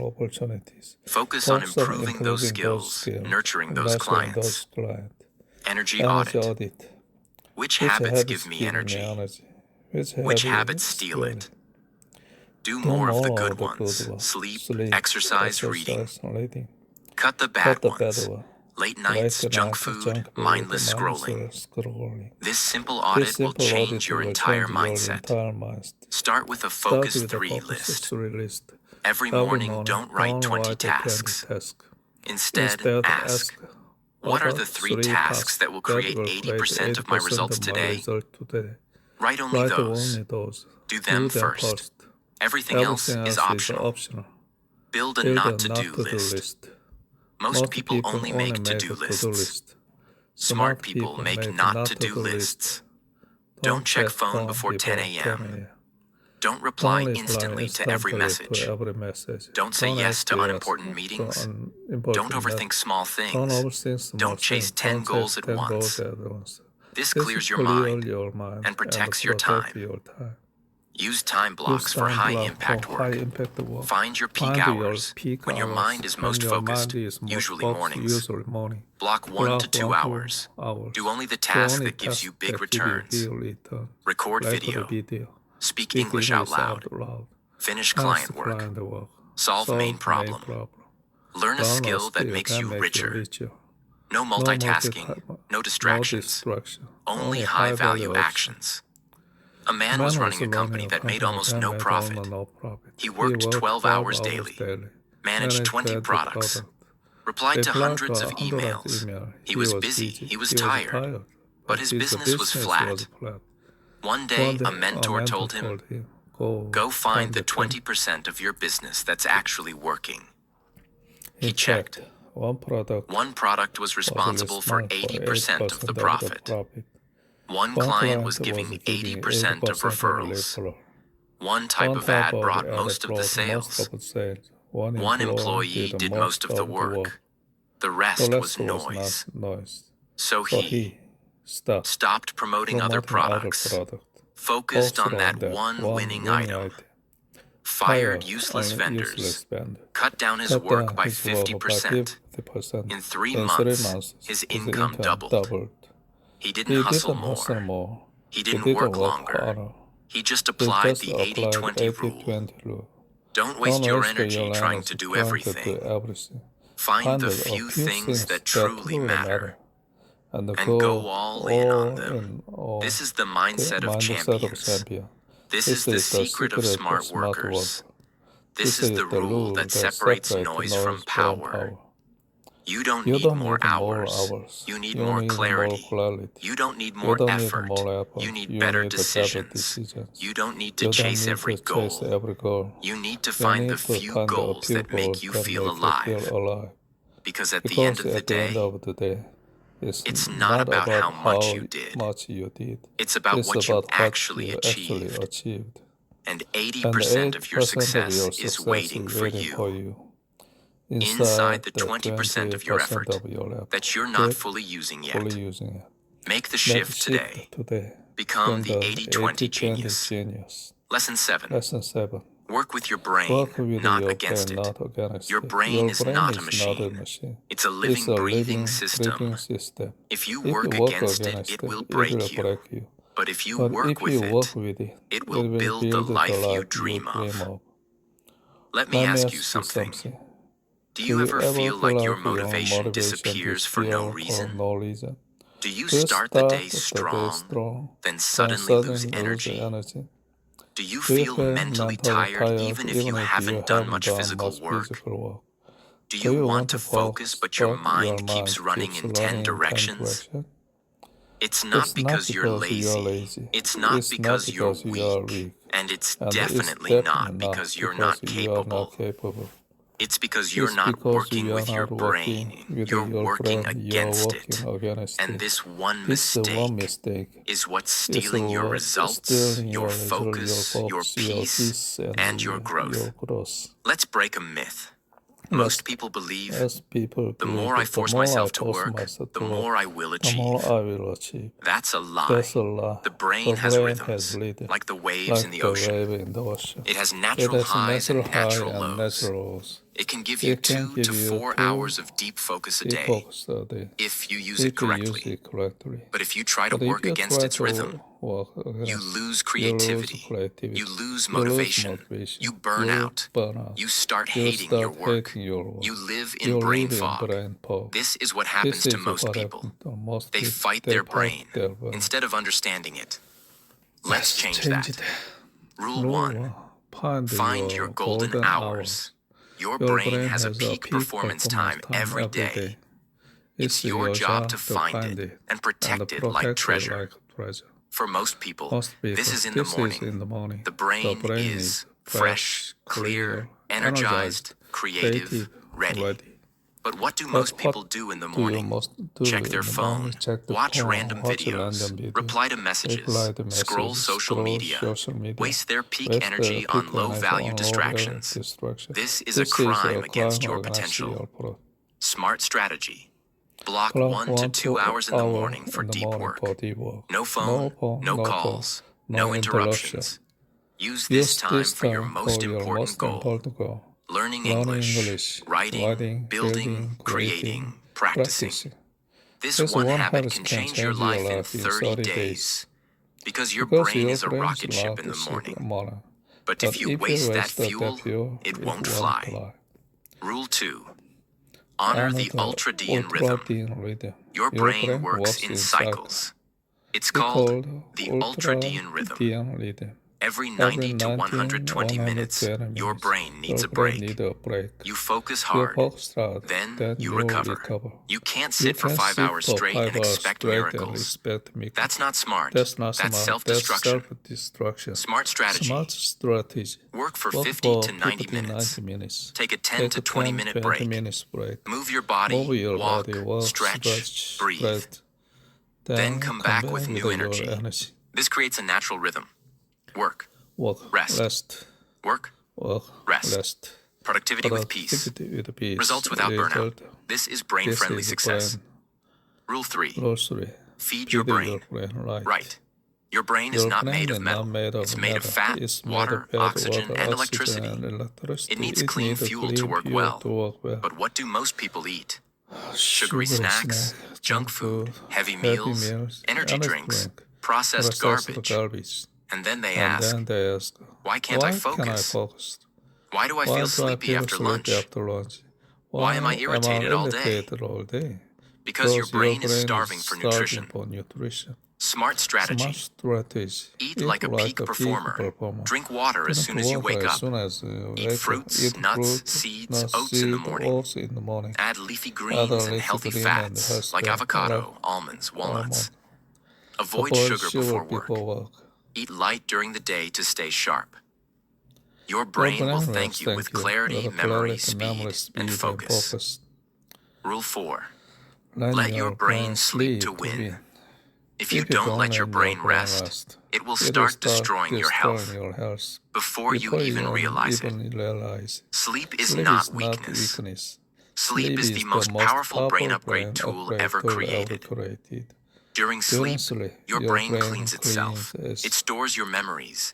It recharges your emotions. It heals your body. It builds focus and willpower for the next day. No millionaire sacrifices sleep. No athlete sacrifices recovery. No smart person ignores this rule.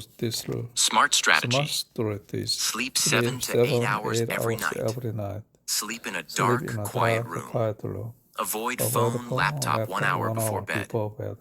Write your next day's goals before sleeping, so your brain processes them overnight. Sleep and wake at the same time daily. Use the no-screen bedtime rule to protect your deep sleep. Sleep is not rest. It's preparation for greatness. Your brain is not your enemy. It's your greatest partner, but only if you treat it right. Don't abuse your brain with chaos, multitasking, poor food, negative media, sleepless nights, constant noise. Instead, love it, feed it, rest it. Use it like the magical machine it is. Because when your brain is aligned, you become unstoppable. And when your brain is fighting you stay stuck forever, no matter how hard you try. So stop fighting. Start flowing. This is how smart work begins. Thank you for watching. Now you know how to work smarter and speak better English. So if you're ready to grow your mind and your life, don't forget to like, share, and subscribe. See you in the next video. 예, 51분이 걸렸네요. 제목은 Hard Work vs Smart Work였습니다. 50분간 계속하기가 그렇게 쉽지만은 않지만 일단 오늘 두 번째 쉐도잉을 마쳤습니다. 잠깐 쉬고 세 번째를 해야 되겠습니다. 3월 28일 세 번째 쉐도잉입니다. 파울로 코엘로가 지은 막투, 아마 최근에 지은 책인 것 같은데 약 2시간 반 정도가 되는 길이네요. 한 번에 만들기는 좀 힘들 것 같아 보이고 한 두세 차례 끊어서 읽게 될지 모르겠습니다. 지금 바깥을 보니까 워낙 화창한 날씨로 산보 나갈 것을 엄청나게 유혹을 하고 있는데 하는 데까지 좀 하고 그리고 산보를 드라이빙을 좀 하고 오겠습니다. 얼마나 할지 모르겠지만 일단 마음 내키는 대로 달려봅시다. Maktub by Paulo Coelho.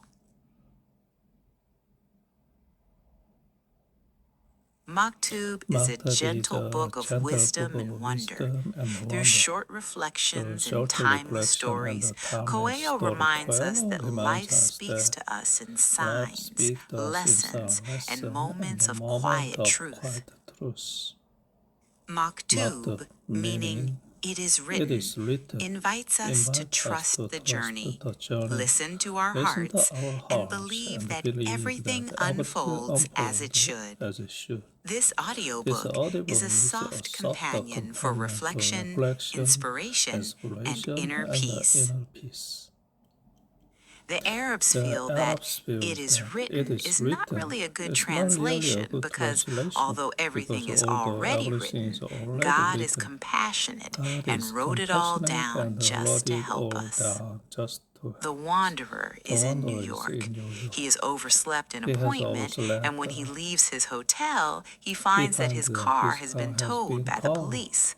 He arrives late for his appointment, the luncheon lasts longer than necessary, and he is thinking about the fine he will have to pay. It will cost a fortune. Suddenly, he remembers the dollar bill he found in the street the day before. He sees some kind of weird relation relationship between the dollar bill and what happened to him that morning. Who knows? Perhaps I found that money before the person who was supposed to find it had the chance. Maybe I removed that dollar bill from the path of someone who really needed it. Who knows but what I interfered with what was written? He feels the need to rid himself of the dollar bill, and at that moment sees a beggar sitting on the sidewalk. He quickly hands it to him and feels that he has restored a kind of equilibrium to things. Just a minute, says the beggar. I'm not looking for a handout. I'm a poet, and I want to read you a poem in return. Well, make it a short one because I'm in a hurry, says the wanderer. The beggar says, if you are still living, it's because you have not yet arrived at the place you should be. Think of the lizard. It spends most of its life on the ground, envying the birds and indignant at its fate and its shape. I am the most disliked of all the creatures, it thinks, ugly, repulsive, and condemned to crawl along the ground. One day, though, Mother Nature asks the lizard to make a cocoon. The lizard is startled. It has never made a cocoon before. He thinks that he is building his tomb and prepares to die. Although unhappy with the life he has led up until then, he complains to God, "Just when I finally became accustomed to things, Lord, you take away what little I have." In desperation, he locks himself into the cocoon and awaits the end. Some days later, he finds that he has been transformed into a beautiful butterfly. He is able to fly to the sky, and he is greatly admired. He is surprised at the meaning of life and at God's designs. A stranger sought out the Father Superior at the monastery of Seta. "I want to make my life better," he said, "but I cannot keep myself from having sinful thoughts." The father noticed that the wind was blowing briskly outside and said to the stranger, "It's quite hot in here. I wonder if you could seize a bit of that wind outside and bring it here to cool the room." "That's impossible," the stranger said. "It is also impossible to keep yourself from thinking of things that offend God," answered the monk. "But if you know how to say no to temptation, they will cause you no harm." The master says, if a decision needs to be made, it is better to make it and deal with the consequences. You cannot know beforehand what those consequences will be. The arts of divination were developed in order to counsel people, never to predict the future. They provide good advice, but poor prophecy. In one of the prayers that Jesus taught us, it says, "God's will be done." When His will causes a problem, it also presents a solution.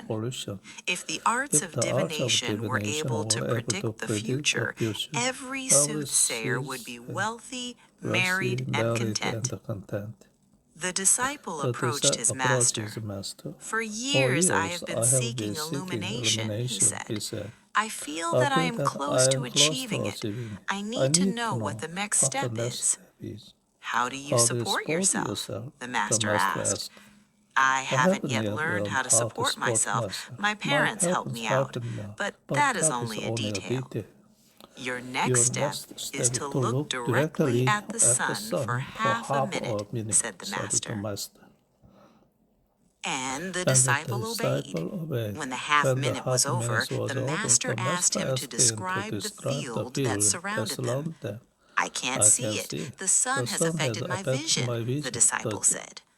A man who seeks only the light while shirking his responsibilities will never find illumination. And one who keeps his eyes fixed upon the sun ends up blind, was the master's comment. A man was hiking through a valley in the Pyrenees when he met an old shepherd.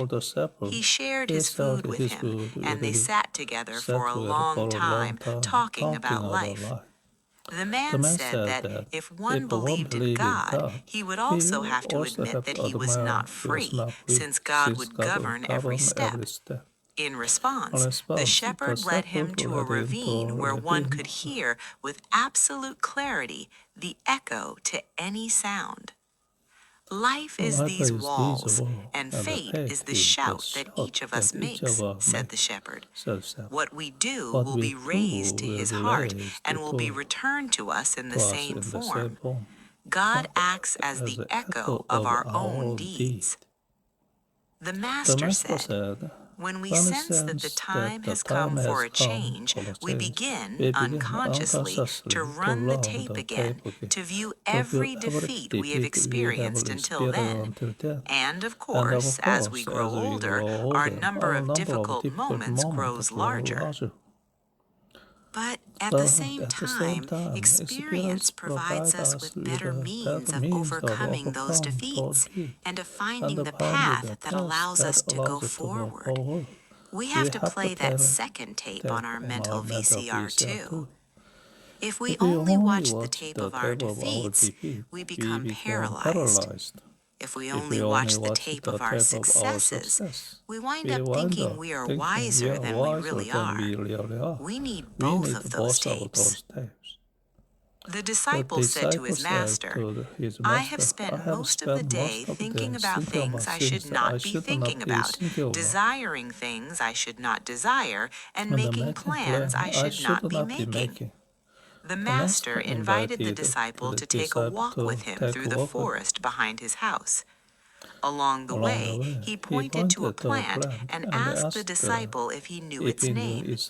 Belladonna, said the disciple. It can kill anyone who eats its leaves. But it cannot kill anyone who simply observes it, said the master. Likewise, negative desires can cause no evil if you do not allow yourself to be seduced by them. Between France and Spain is a range of mountains. In one of those mountains, there is a village named Argelès, and in the village is a hill leading to the valley. Every afternoon, an old man climbs and descends the hill. When the wanderer went to Argelès for the first time, he was not aware of this.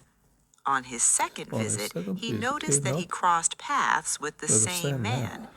And every time he went to the village, he perceived the man in greater detail. His clothing, his beret, his cane, his glasses. Nowadays, whenever he thinks about that village, he thinks of the old man as well, even though he is not aware that this is true. Only once did the wanderer ever speak to the man.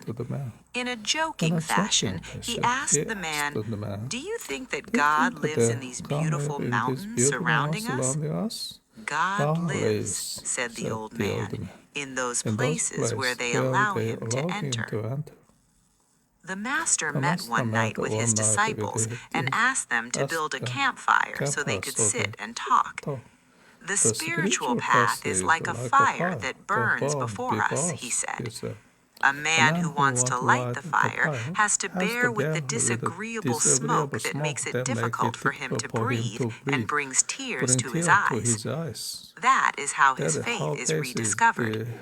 However, once the fire is rekindled, the smoke disappears and the flames illuminate everything around him, providing heat and tranquility. But what if someone else lights the fire for him? Asked one of the disciples. And if someone helps us to avoid the smoke? If someone does that, he is a false master. A master capable of taking the fire to wherever he desires or of extinguishing it whenever he wants to do so. And since he has taught no one how to light the fire, he is likely to leave everyone in the darkness. When you strike out along your path, you will find a door with a phrase written upon it, says the master. Come back to me and tell me what the phrase says. The disciple gives himself to the search, body and soul, and one day comes upon the door and then returns to his master. What was written there was, "This is impossible," he says. Was that written on a wall or on a door? The master asks. On a door, the disciple answers. Well then, put your hand on the doorknob and open it. The disciple obeyed. Since the phrase was painted with the door, it gave way just as the door itself did. With the door completely open, he could no longer see the phrase, and he went on. The master says, close your eyes, or even with your eyes open, imagine the following scene, a flock of birds on the wing. Now tell me how many birds you saw. 5, 11, 16, whatever the response, and it is difficult for someone to say how many birds were seen, one thing becomes quite clear in this small experiment. You can imagine a flock of birds, but the number of birds in the flock is beyond your control. Yet the scene was clear, well-defined, exact.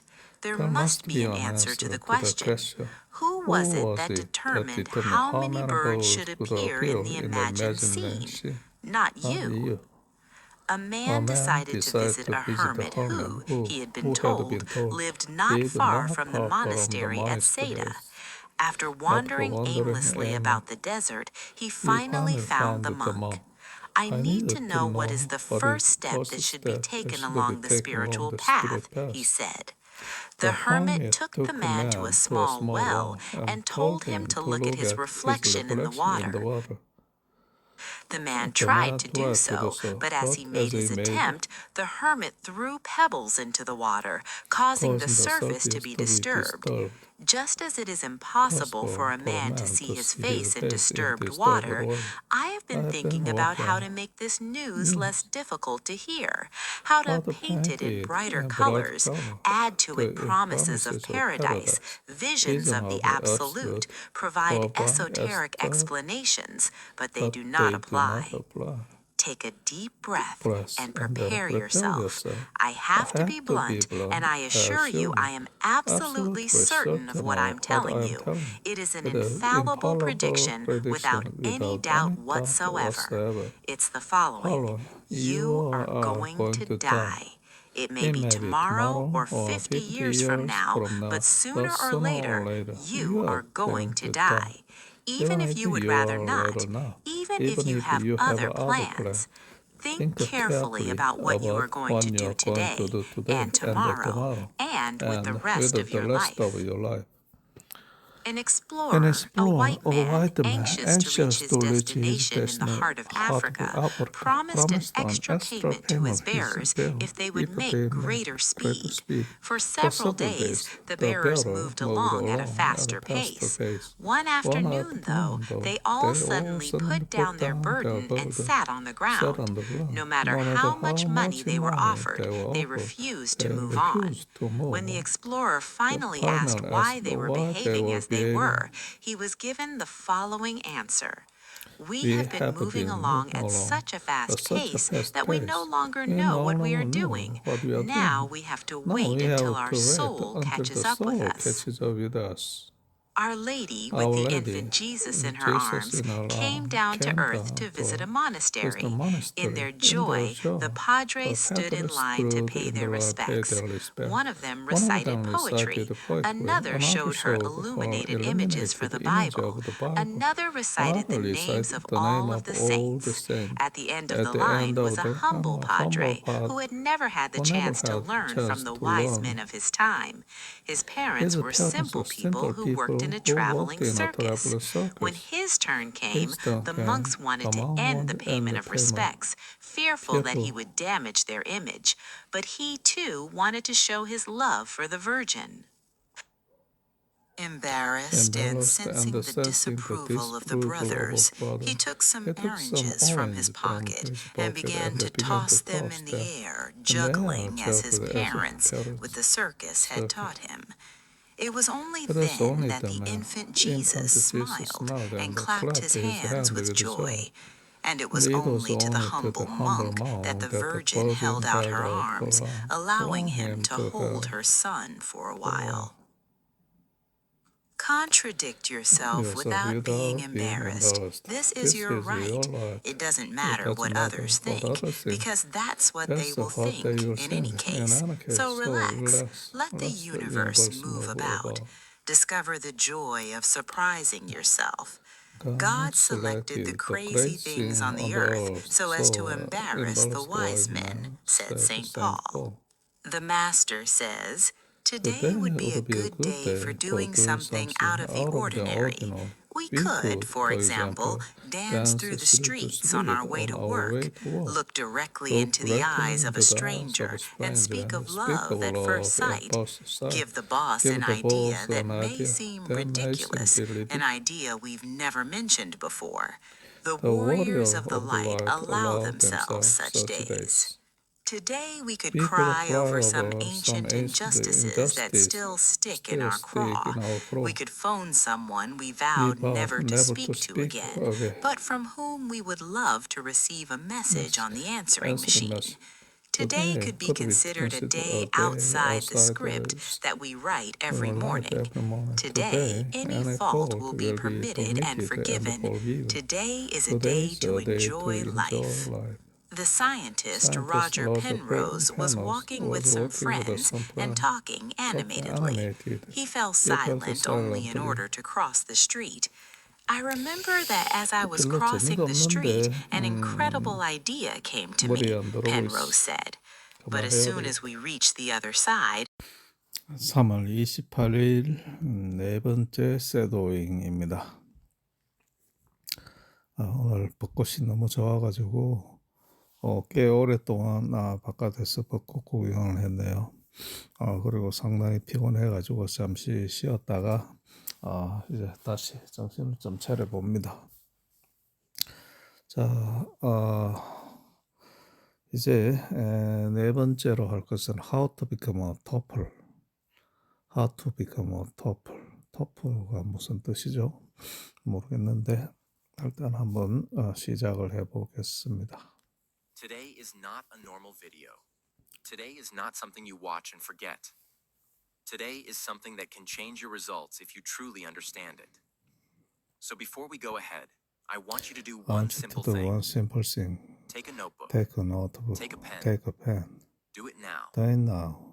Because this is not a movie. Because this is not a This is movie. not This is not entertainment. entertainment. This is not just This motivation. is real understanding. This is a real understanding. I have carefully studied how toppers think, how they use their time, how they use how their they stay time, consistent how when they stay others quit. consistent when others This is quit. based on real This is patterns, based on real real pattern, behavior, real behavior, real difference real between people who difference stay between average people and people who who stay become average and toppers. the people who become And if you toppers. truly listen and apply this, your way of Your studying way will of change. studying will change. Your Your confidence will will change. change.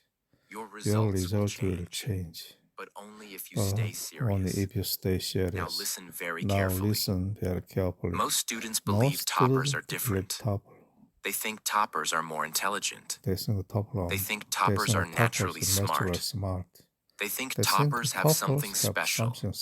And because of this belief, they already accept that they can never reach that level. But this is where everything goes wrong. Because toppers are not born different. They sit in the same classroom. They study the same subjects. They get the same time. The real difference is not intelligence. The real difference is how they think, how they study, and what they do every single day. Today, you are going to understand that difference. And once you understand it, you will never look at studying in the same way again. Strategy 1. Small target. Most students make one big mistake. They sit to study and say in their mind, I will study a lot today. But this sentence has no direction, no clarity, no clear finish point. Because of this, their brain feels pressure. They feel confused. They don't know where to start. So what happens? They waste time thinking. They get distracted. They lose focus very fast. A topper never studies like this. A topper always studies with a small and clear target. Not big, not confusing, very simple. For example, instead of saying, I will study science today, they say, I will complete this one topic and understand it fully. This changes everything. Your brain does not like big tasks. Big tasks feel heavy. Big tasks feel difficult. Big tasks create fear. But small tasks feel easy. Small tasks feel possible. Small tasks create action. When you give your brain a small target, something powerful happens. You start quickly. You focus better. You complete it faster. And when you complete one small target, you feel a small win. That small win gives you energy. That energy pushes you to do one more small target. And slowly, without stress, you finish a lot of work. This is how toppers study. Not in one big push, but in many small, clear wins. Let me give you a simple comparison. Average student sits for 3 hours. No clear goal. Reads randomly. Gets tired. Forgets most things. Topper sits for 45 minutes. Clear target. Focus on one topic. Completes it fully. Remembers it clearly. Now tell me honestly, who is actually studying better? Before you start studying, do not open your book immediately. First decide, what exactly am I going to finish? Write it down. Make it small. Make it clear. For example, I will understand this concept and solve 5 questions. Now your mind is focused. Now your study has direction. Now your time has value. And one more powerful thing. Never leave your target incomplete. Even if it takes a little more time, finish it. Because incomplete work creates confusion in the brain. Completed work creates confidence. Strategy 2. Don't follow many books and teacher. This is one of the biggest mistakes students make. They think, if I study from more books, I will learn more. If I follow more teachers, I will understand better. But the truth is the opposite. More sources do not give more clarity. They create confusion. Every book has a different way of explaining. Every teacher has a different style. When you jump from one to another, your brain gets mixed. One concept is explained in one way. Another source explains it differently. Now your mind becomes confused. You don't know which one is correct. You don't know what to follow. This creates a very dangerous problem. You feel like you are studying a lot. But actually, you are not understanding deeply. You are just collecting information. A topper never does this. A topper keeps things simple. One main book. One trusted teacher. That's it. And then they go deep. Very deep. They read the same topic again. They understand every line. They clear every doubt. They revise again. This creates strong clarity. This creates strong memory. This creates confidence. Success in study does not come from more material. It comes from better understanding of limited material. Average student uses 3 books, watches 5 teachers, starts many topics, finishes nothing properly. Result, confusion and weak understanding. Topper uses one main book, follows one teacher, repeats the same topic until clear. Result, deep understanding and strong memory. From today, you must make a strong rule. Choose one main source for each subject. Stick to it. Trust it. Do not run behind new materials again and again. If you feel confused, do not change the source immediately. First, try to understand again. Read slowly, think deeply, solve questions. Because clarity does not come from changing sources. Clarity comes from staying and understanding. And once your base becomes strong, then only you can move forward confidently. Strategy 3. Short-term revision. One of the biggest reasons students forget what they study is very simple. They study one topic today. They understand it. They feel happy. Then they leave it. After that, After they that, move to they the next move to chapter, the next chapter, then the next and the one, next one, then the and next the one. next one. And And after a after few a few days, when they days, come back to the when old they come topic, back to it all feels the weak. topic, it feels weak. Some points are Some missing. points are Some missing. definitions Some are broken. definitions broken. Some Some ideas feel ideas familiar but not clear. This is where many students become frustrated. They say, I studied this already. Why am I forgetting it? The answer is not that you are weak. The answer is not that your memory is bad. The answer is that your brain needs quick return. This is why short-term revision is so powerful. Short-term revision means you do not wait too long to look at the topic again. You come back to it soon. Not after 1 month. Not only before the exam. Not only when panic starts. You revise when the topic is still fresh but starting to fade a little. This is the sweet point. This is the moment where revision becomes powerful. Because now your brain gets a message. This topic is important. Keep it. In this part, revision is very important. Says revision, short-term revision is matter. That's it. I cannot speak.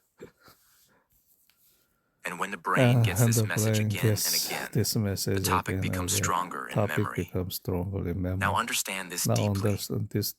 Studying one time is not enough for most students. The first study gives you introduction. The second touch gives you strength. The third touch gives you stability. The fourth touch gives you confidence. That is why toppers do not trust one reading. They know that one reading can create understanding for the moment. One reading create understanding for a moment, but revision create memory for the future. But revision creates memory for the future. This is the real difference. Average students think study is finished when the chapter is completed. First touch give me understanding, and the second future give me the future. That's the difference between normal and topper. Toppers think study is finished only when the chapter starts staying in the mind. That is a very different mindset. Now let me explain in a very easy way. Imagine you write something on sand. For a short time, it looks clear. But after some wind, it starts disappearing. Remember, think about it. You write something on the sand. It will be disappeared when soon post wave. It will disappear soon. Now imagine you write over it again, then again, then again. Now it becomes deeper. This is exactly how revision works in the mind. The first study is the first mark. Revision makes the mark deeper. Without this, many students suffer from false confidence. First study is a first mark, and revision makes the mark deeper. Many students suffer from false confidence. They study today and feel, yes, I know this. But that feeling is dangerous because understanding in the moment is not the same as understanding is in the moment is not the same as remembering later. Understanding and remembering, the difference is, the difference. Remembering later. A topic may feel easy when the book is open in front of you. A topic may feel easy when the book is open in front of you. The real question is this. The real question is this. Can you remember it tomorrow? Can Can you remember explain it it after 3 tomorrow? days? Can you Can you explain write it? it in the exam Can without you write fear? it in This is where without short-term fear? revision This is saves short-term you. revision saves you. Suppose you studied one Suppose you topic study today. on topic Do not leave today. it Do and not forget leave it. it and Revise forget it again very Revise soon. it again very Look at the soon. main ideas. Look at the main ideas. Look at the main Look ideas. at the structure. Look at the Look structure. at what you almost forgot. Look at what felt weak. Look at This does not always need a lot of time. This is not always need a lot of time. This is not always need a lot of time. Sometimes even a short revision is enough to strengthen. Sometimes even a short revision is enough to strengthen the tool. Sometimes even a shorter revision is enough to strengthen the topic. The power is not only in length. The power is in timing. That is why it is called short-term revision. You do not wait for memory to become completely weak. You strengthen it early. This saves a huge amount of time later. Because when you revise early, the topic stays alive. Short-term revision is important. They say one topic understand one touch give me understand, and second touch give me remember, and short revision is important. When you do not revise early, the topic becomes half dead in your memory. When you do not revise early, the topic becomes half dead in your memory. You do not revise early. The topic becomes half dead in your memory. And later you have to almost study it again from the beginning. This is why many students feel their syllabus is too heavy. It is not always because the syllabus is impossible. It is often because they keep forgetting and rebuilding the same things. That wastes energy. That wastes time. That breaks confidence. Short-term revision fixes this problem. Now think of two students. The first student studies a chapter once and leaves it for many days. After some time, the chapter feels new again. Confidence goes down. Time goes up. The second student studies the chapter and returns to it quickly. The ideas become familiar. The structure stays clear. The memory becomes stronger. The second student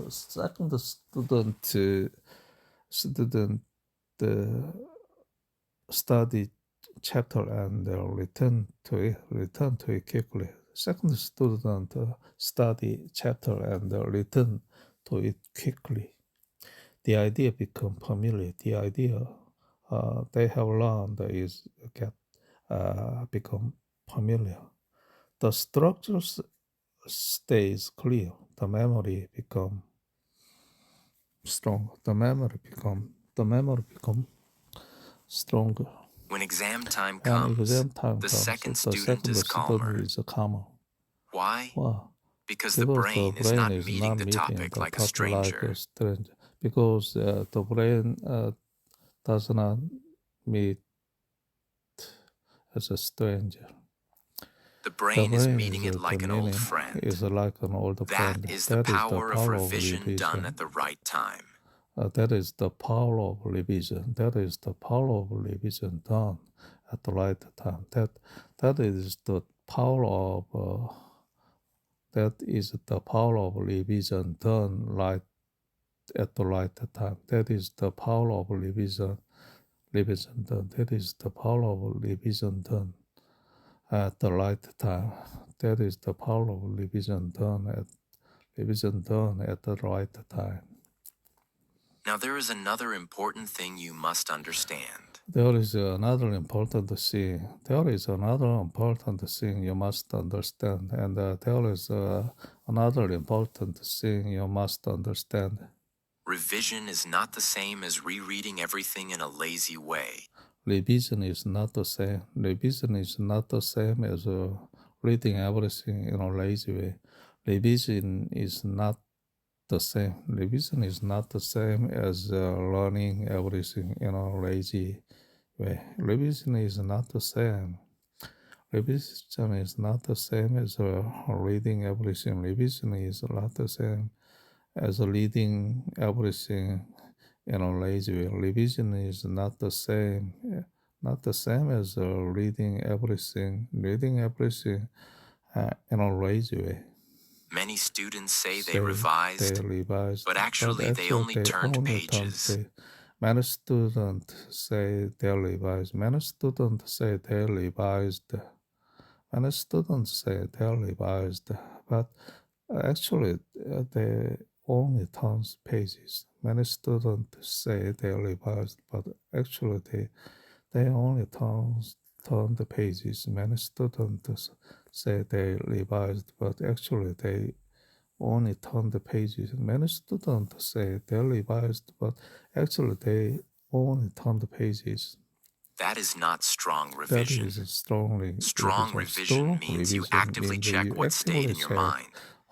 You should look at a topic and ask yourself, what do I remember? What do I remember? What are the main points? Points? What part is still weak? Can I say it in simple words? Can I recall the steps without looking? This kind of revision wakes up the brain. It forces your memory to work.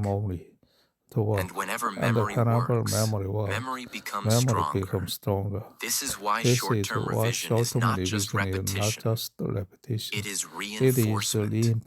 It is training. It is like telling the mind again and again. Do not lose this. Now let me tell you why this strategy is especially powerful for students who feel average. Many average students think toppers remember everything naturally. That is not true. Toppers also forget things, but they forget less because they revise earlier and better. They do not leave memory to chance. They protect it. That is why they look sharp in class. That is why they answer quickly. That is why they feel more prepared. It is not always because they are more intelligent. It is often because they stayed connected to what they studied. That connection comes from short-term revision. Now make this idea part of your life. Do not study a topic and treat it like a one-time event. Treat it like something that needs a few returns. The first time you meet it. The next time you strengthen it. The next time you secure it. This way your study becomes much more stable. Your confidence will also become different. Why? Because confidence does not come from hope. Confidence comes from repeated contact. When your mind has seen a topic many times, fear goes down. You stop feeling lost. You stop feeling blank. You stop feeling like the chapter is too big. Instead, you feel familiar, and familiar things feel easier. This is why short-term revision is not a small strategy. It is a survival strategy. It stops knowledge from leaking out of your mind. It protects your effort. It respects your time. It makes your study meaningful. Because what is the point of studying for hours if most of it disappears after a few days? Your hard work deserves to stay, and revision is what helps it stay. So from today, do not make the mistake of studying and leaving. Study and return. Study and strengthen. Study and lock it in. That is how memory grows. That is how pressure goes down. That is how a student becomes stronger chapter by chapter. And when this habit becomes part of your routine, something beautiful starts happening. You stop feeling like you are chasing your syllabus. Now your syllabus starts staying with you. Strategy 4. Make your own notes. Many students think notes are just extra work. They think notes mean writing the whole book again. They think notes take too much time. They think reading someone else's notes is enough. But this is where they make a big mistake. Because your own notes are not just for writing. Your own notes are for thinking. Your own notes are for making the chapter simple. Your own notes are for turning a confusing topic into something clear and easy to revise. This is why toppers make their own notes. Not because they love writing, but because they understand one powerful truth. What you process with your own mind stays longer than what you only look at. Now understand this deeply. When you read from a book, the information is coming to you in the writer's way. When you listen to a teacher, the information is coming to you in the teacher's way. But when you make your own notes, the information starts taking shape in your way. That changes everything. Because now the topic is no longer sitting outside you. Now it starts becoming part of your own thinking. That is why self-made notes are powerful. They are not just pages. They are your understanding in written form. And when exam time comes, that becomes a huge advantage. Why? Because you do not want to fight through a heavy book every time you revise. You do not want to go back to long explanations again and again. You want something short, something clear, something direct.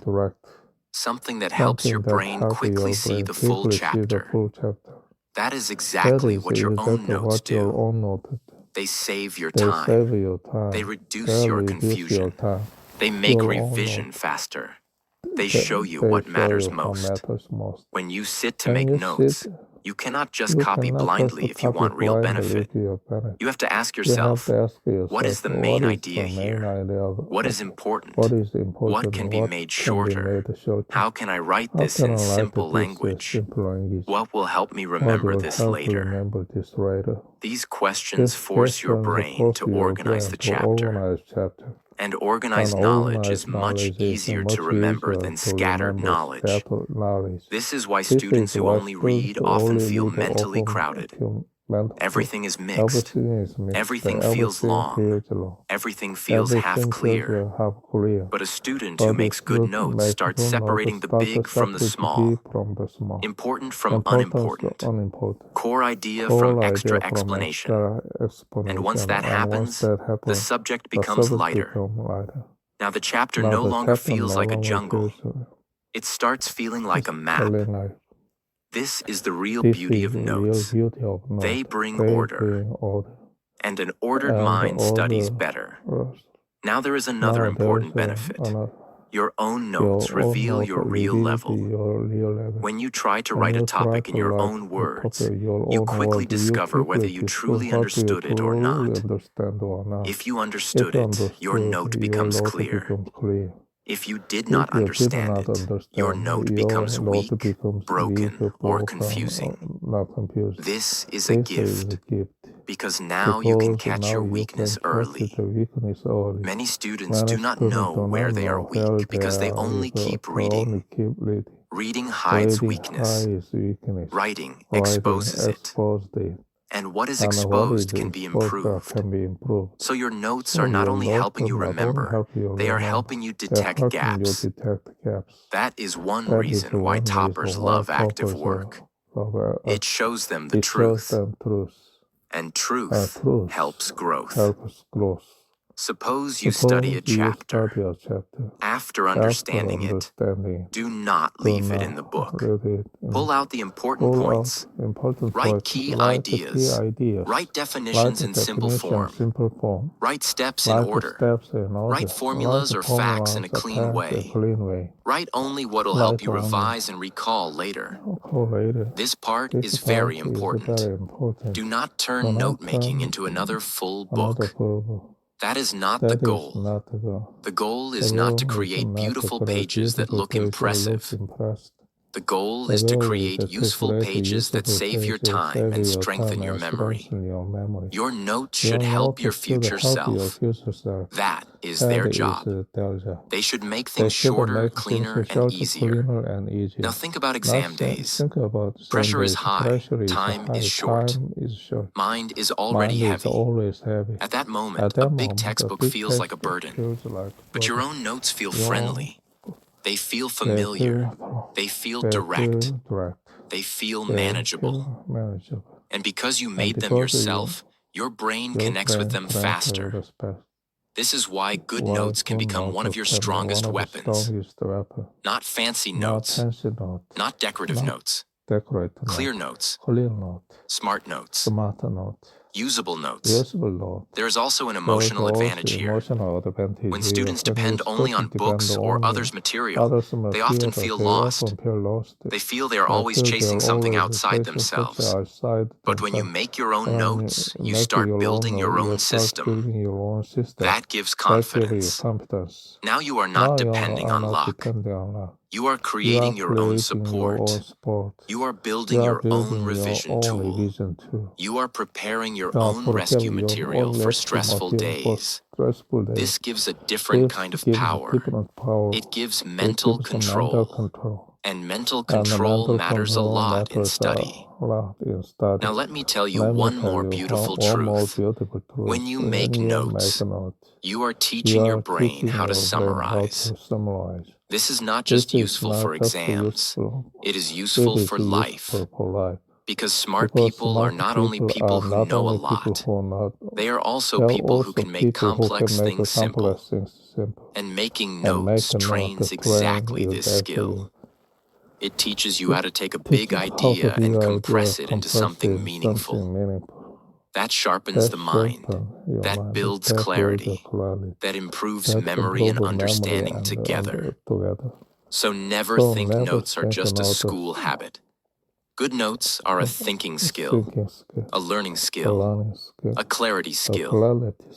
Now from today, do not study and leave everything trapped inside the textbook. After learning, start extracting, start shaping, start simplifying. Create something that your future revision can trust. Because when the syllabus grows, your brain needs support, and your notes become that support. They become your short path back to the chapter. They become your second brain on paper. And once you build this habit well, you will feel a huge difference. Revision becomes smoother. Concepts become cleaner. Stress becomes lower. And the subject starts feeling more under your control. That is why making your own notes is not a small habit. It is a serious academic weapon. Used properly, it can save time, increase understanding, improve memory, and give you confidence when others are panicking. That is real power. Strategy 5. Study the important things first. One of the biggest differences between weak study and smart study is this. Weak study gives equal energy to everything. Smart study knows that everything is not equal. Because many students waste their best time on low-value things. They spend too much energy on small details. They spend too much time on less important areas. Then later, they rush through the most important parts. This creates poor results even after a lot of effort. And this is painful. Because the problem is not always lack of hard work. Sometimes the problem is wrong order. That is why this strategy matters so much. Study the important things first. Now understand what this really means. It does not mean you ignore the rest forever. It means you learn to recognize what deserves your strongest attention first. Some topics carry more weight. Some ideas appear again and again. Some parts build the foundation for other parts. Some questions are more likely to affect your score.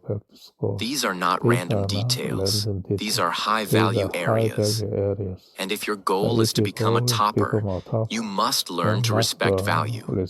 Because toppers do not only study hard, they study with priority. This is a powerful way of thinking. Now let us look at how many average students behave. They often start with whatever feels easy, or whatever page opens first, or whatever mood says at that moment. Sometimes they choose based on comfort, sometimes based on fear, sometimes based on no reason at all. This makes study random, and random study gives random results. But a strong student asks a better question. Not just, what should I study? But, what should I study first? That word first changes everything, because it forces you to think about importance. It forces you to see the chapter like a strategist, not just a reader. And strategy matters, especially when time is limited. Now think of your energy like money. Would you spend all your money on small, useless things and then have nothing left for what matters most? No. Then why do that with your attention? Your attention is precious. Your best focus usually comes in certain hours. Your mind is freshest at certain times. Those powerful hours should not be wasted on low-impact study. They should be used where they can create the biggest return. That is why studying important things first is such a serious habit. It protects your best energy for your highest value work.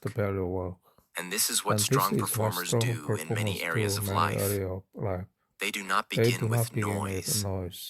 They begin with what moves the result. Important topics are often not just about marks.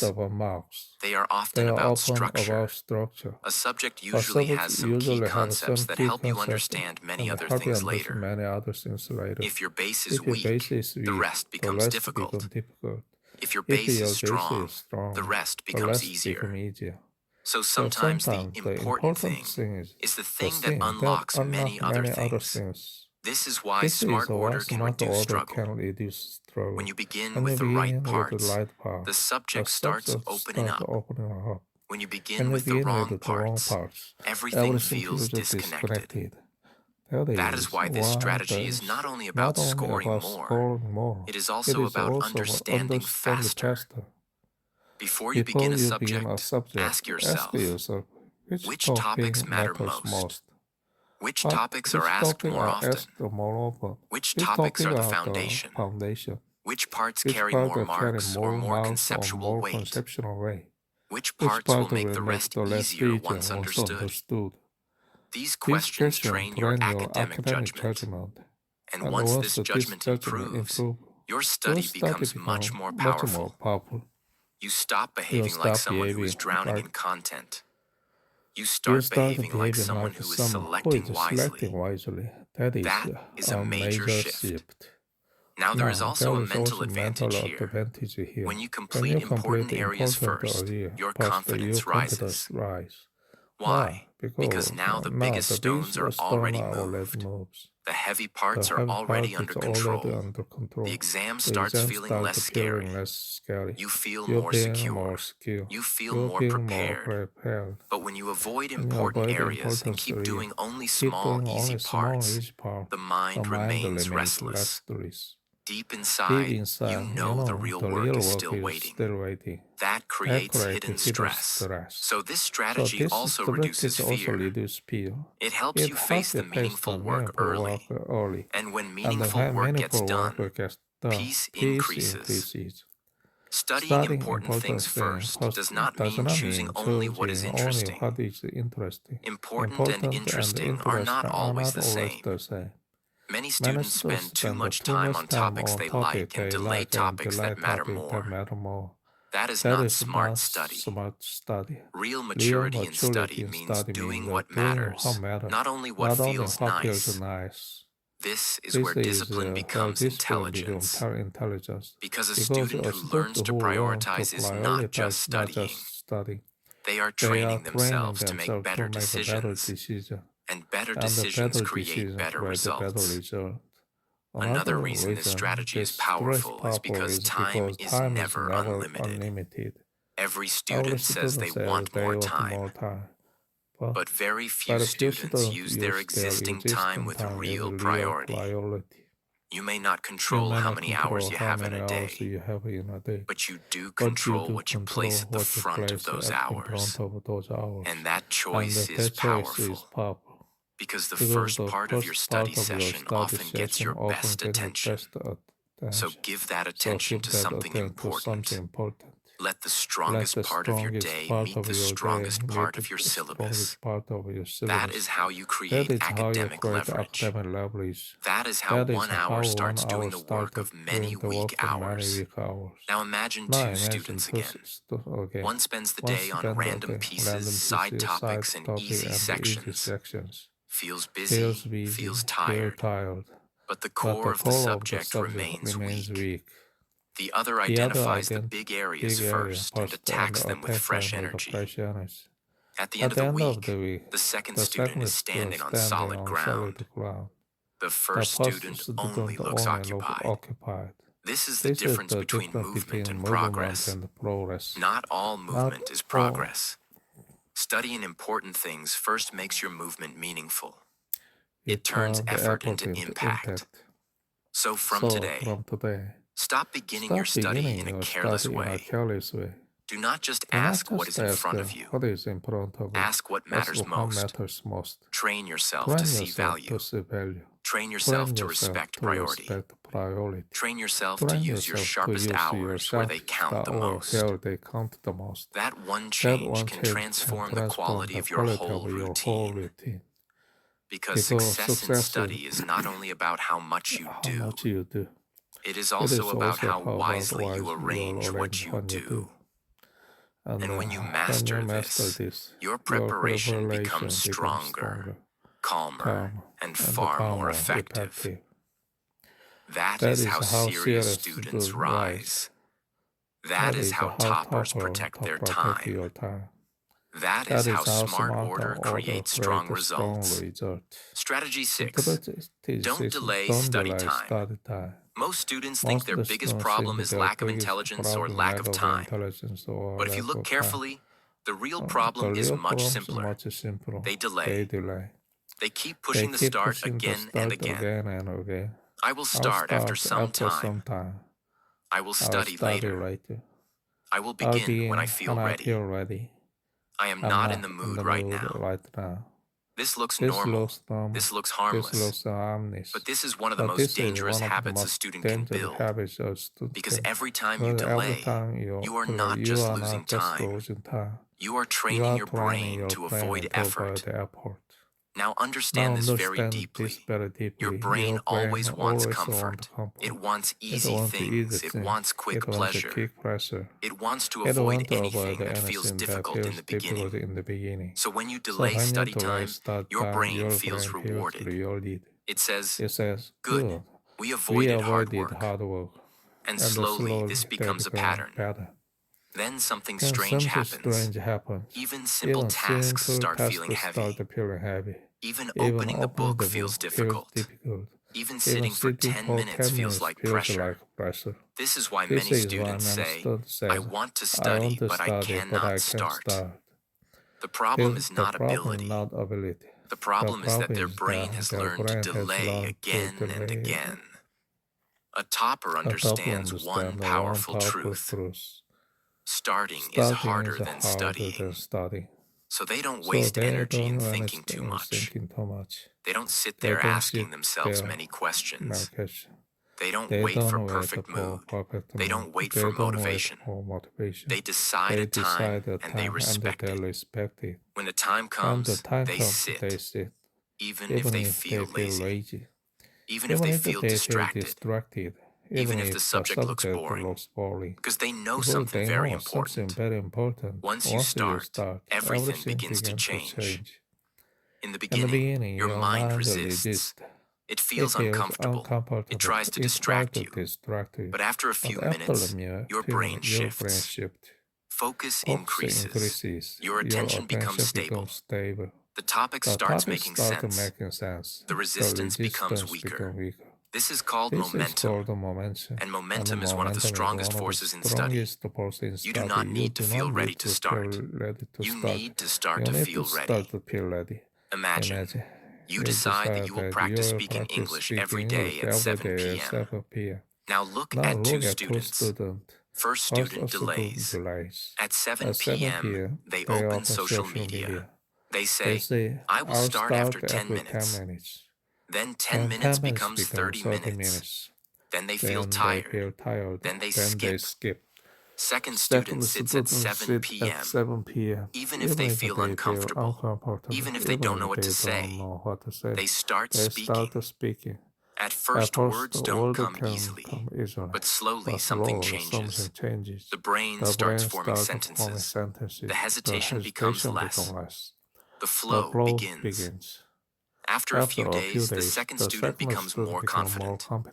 Not because they are special, but because they started on time. When you delay, the task becomes bigger in your mind. A small topic starts feeling like a big burden. You think too much. You imagine it is difficult. But the moment you start, you realize it was not that big. Delay makes work look big. Action makes work look small. Do not wait for the perfect mood. Do not wait for the perfect time. Start at the decided time, even if it is not perfect. Because action creates momentum. Momentum creates focus. Focus creates results. And results build your future. Now listen to me very carefully. You don't become a topper in one day. You don't become a topper by watching videos. You don't become a topper by feeling motivated for a few minutes. You become a topper by what you do every single day. Every small decision matters. When you start on time instead of delaying, you are building discipline. When you focus deeply instead of getting distracted, you are building strength. When you revise again instead of forgetting, you are building memory. When you make your own notes, you are building clarity. When you teach, you are building confidence. This is how toppers are created. Not by luck, not by talent, but by daily actions that most people ignore. Right now, you have two choices. You can go back to your old habits, or you can take this seriously. You don't need to do everything perfectly.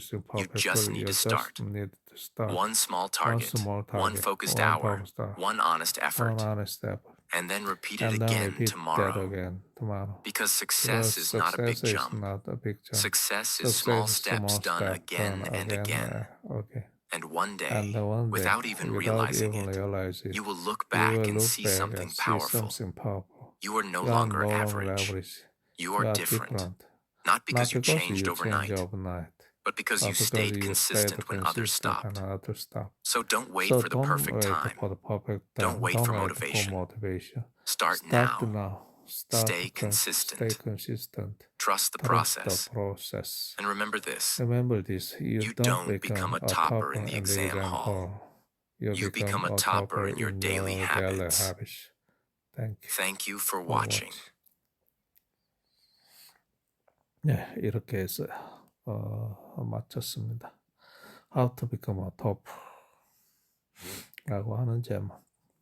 즉 탑을 찍는 인간이 되기 위해서는 어떻게 해야 될 것인가, 어떤 습관, 어떤 룰에 의해서 행해야 할 것인가를 얘기하고 있는 것 같습니다.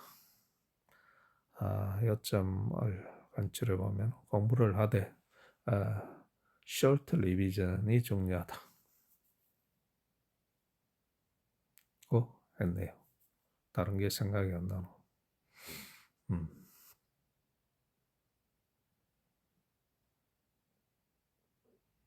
short revision. 그리고 노트를 하라. 노트를 한다는 것은 요약을 하게 되고, 요약을 하면서 무엇을 알고 어떤 것을 모르는지 놓치고 있는 것이 무엇인지를 명확하게 하는 그런 계기가 된다. 그런 내용이 있네요.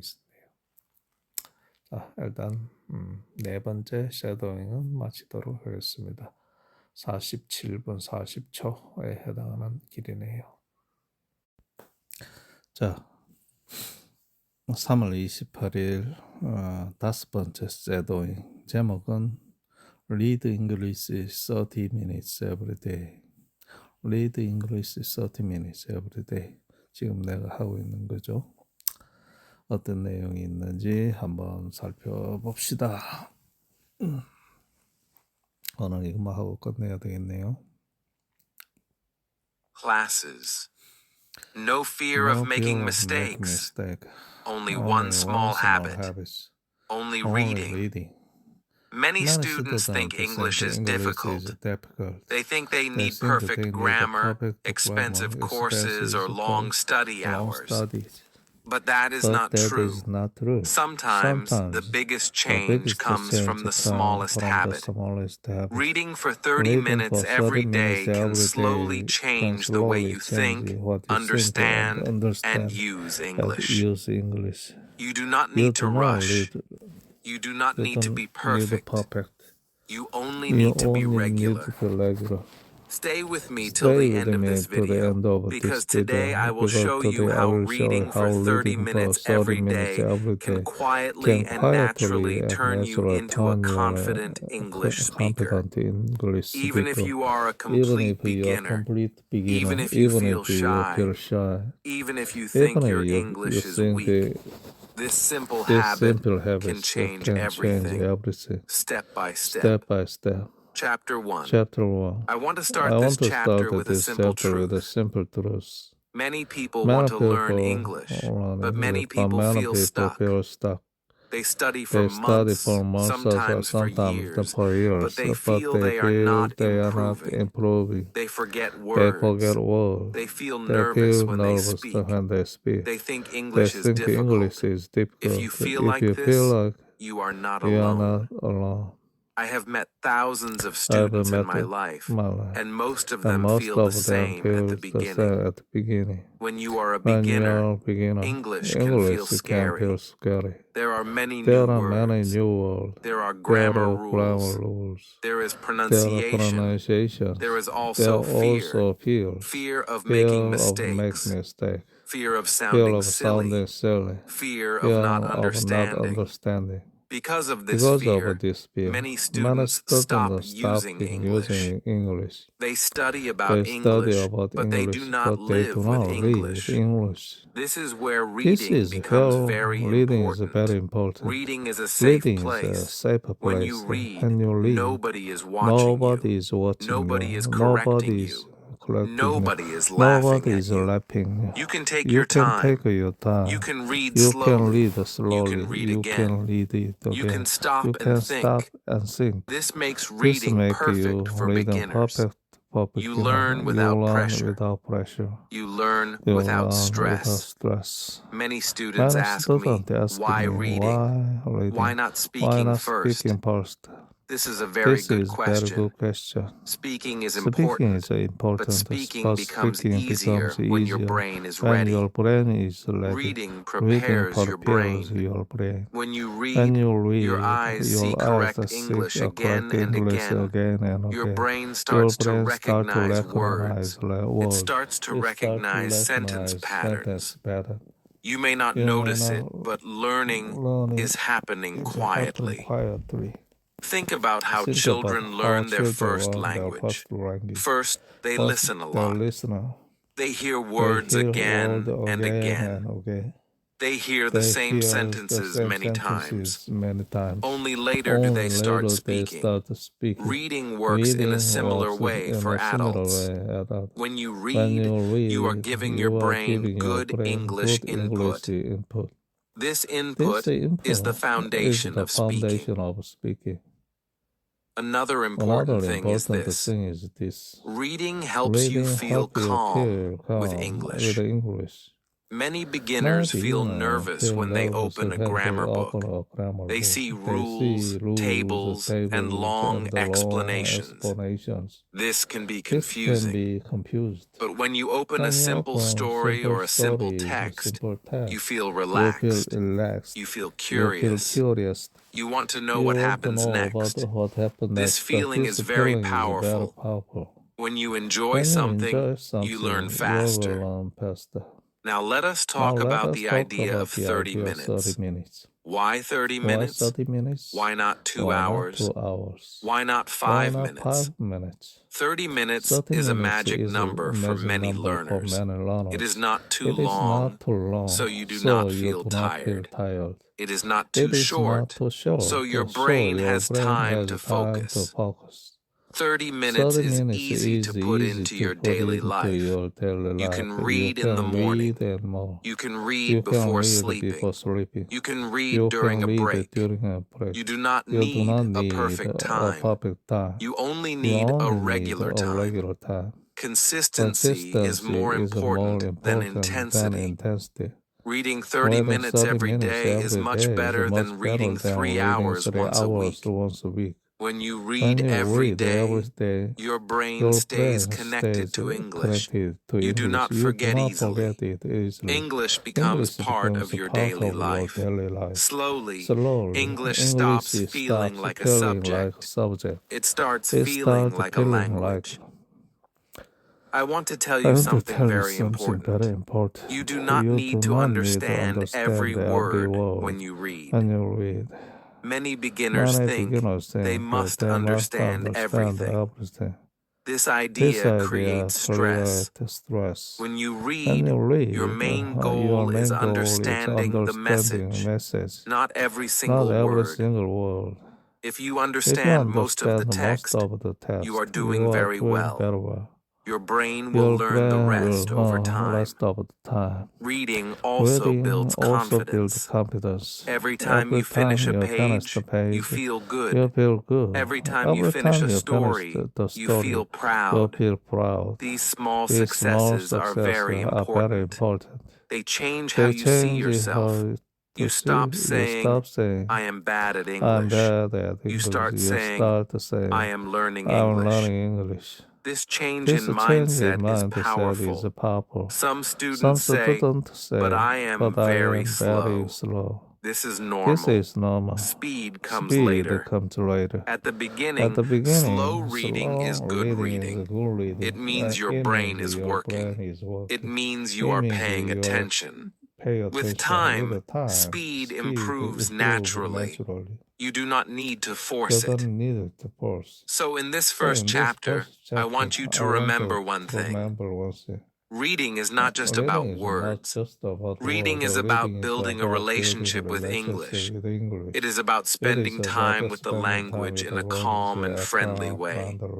30 minutes every day can slowly change how you feel about English. And when your feelings change, your results change too. In the next chapter, I will explain what really happens inside your brain when you read for 30 minutes every day. Many students are surprised when they learn this, and this surprise often gives them strong motivation to continue. Chapter 2. In the previous chapter, we spoke about why reading is such a powerful habit for English learners. Now, in this chapter, I want to explain what really happens when you read for 30 minutes every day. Many students think that learning must feel hard. They think they must feel tired or confused to believe they are learning. But real learning often happens quietly. Reading is a perfect example of this. When you read every day, your brain starts to notice patterns. At first, you only see words. Some words are familiar, and some words are new. You may stop many times to understand the meaning. This is normal. But after a few days, something interesting starts to happen. happen. You begin to You begin recognize words without words thinking too without much. thinking too much. Your eyes Your see the eyes word, see the word, and your and brain your understands brain it quickly. understands it quickly. This is how This is how vocabulary grows vocabulary naturally. grows naturally. You do not need to You do not need memorize to long word memorize long lists. words. When you When read, you read, words appear words in real appear sentences. sentences. These sentences show you how the word is used. You see which words go together. You see how the word behaves in different situations. This kind of learning is deeper than memorization.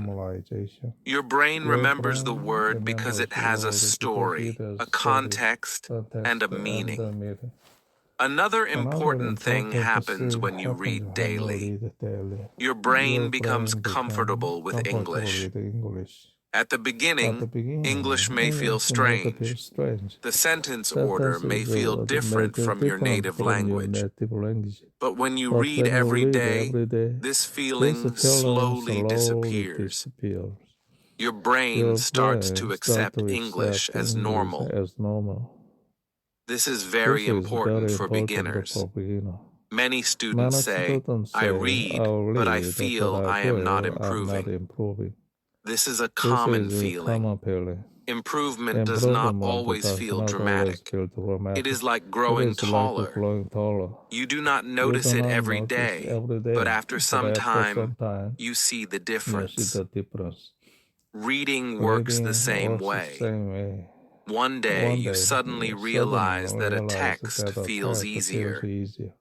Another day, you understand a sentence without translating.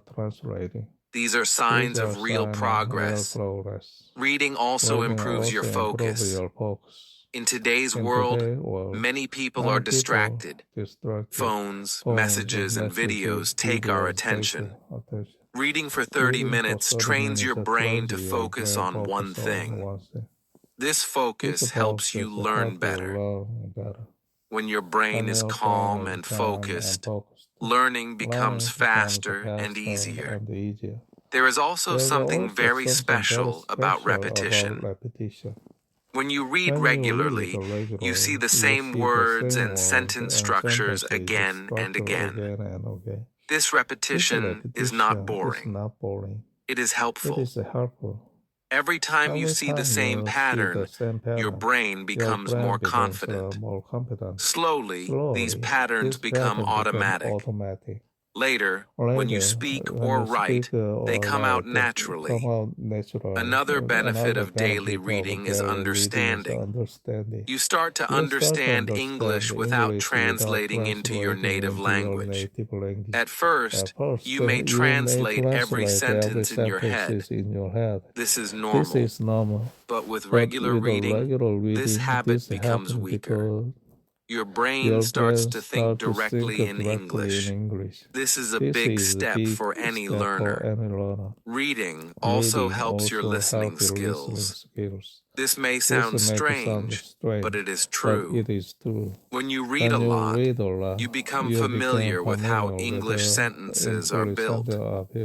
Later, when you listen to English, your brain recognizes these patterns.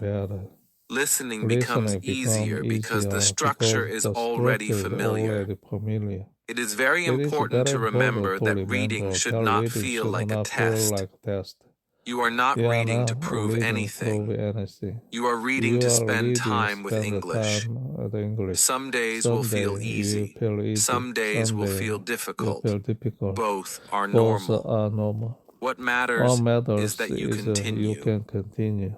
30 minutes every day may feel small, but over time, it becomes powerful. 30 minutes a day is more than 3 hours a week. In 1 month, it becomes many hours of English exposure. In 1 year, it becomes a strong foundation. This is how small habits create big results. So in this chapter, I want you to understand one key idea. When you read for 30 minutes every day, your brain is working even when you feel nothing special is happening. Trust the process. Learning is happening quietly, deeply, and naturally. In the next chapter, I will help you understand what you should read and how to choose the right reading material for your level. Chapter 3. Now that you understand what happens when you read for 30 minutes every day, it is time to talk about a very important question. What should you read? This question is critical, especially for beginners. Many students make mistakes here, and these mistakes can destroy motivation. But when you choose the right reading material, learning becomes enjoyable and effective. The first rule is very simple. You must read something that interests you. If the text is boring, your brain will resist learning. You will feel tired quickly. You will lose focus. But when the text is interesting, you want to continue reading. You are curious. Curiosity is a powerful learning tool. It keeps you engaged without effort. The second rule is about level. Many learners think that difficult books will help them learn faster. This is not true. If a text is too difficult, you will stop many times. You will look up too many words.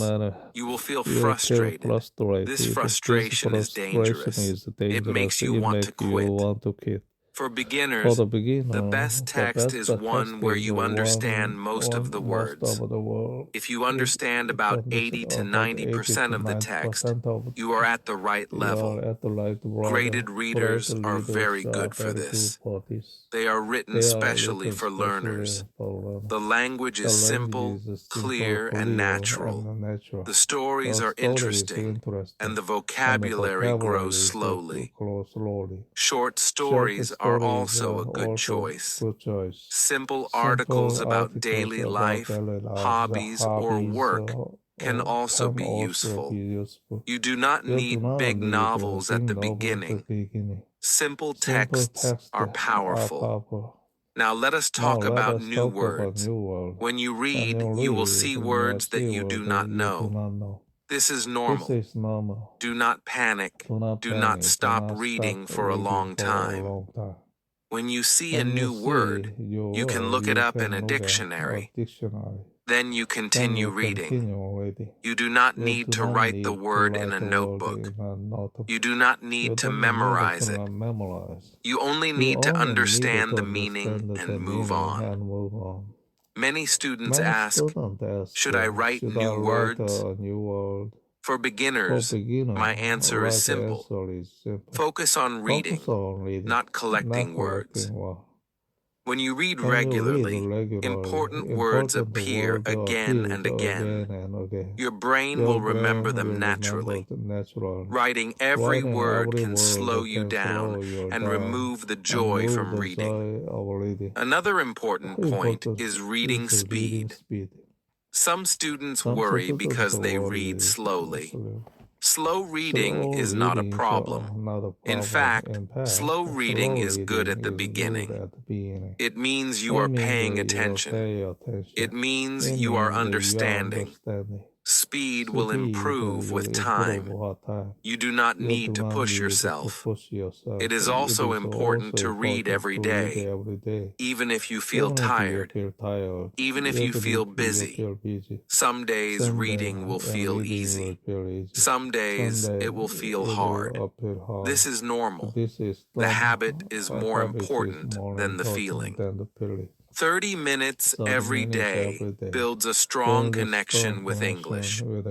Do not compare yourself with others. Every learner is different. Some people read fast. Some people read slow. Some people understand quickly. Some people need more time. All of this is normal. The only thing that matters is that you continue. Another helpful idea is to read the same type of text for some time. This helps your brain get used to certain vocabulary and sentence patterns. Later, you can change topics and styles, but at the beginning, familiarity is helpful. So remember this. Choose easy and interesting texts. Do not chase difficult words. Do not turn reading into a test. Reading is your daily meeting with English. It should feel friendly, not scary. In the next chapter, I will explain how reading helps you speak better, even when you are not speaking at all. This idea surprises many learners, but it can change the way you see reading forever. Chapter 4. Many learners believe that to speak English well, they must speak a lot from the beginning. Speaking is important, but speaking becomes much easier when your mind is prepared. This is where reading plays a very powerful role. Reading helps your speaking, even when you are not speaking at all.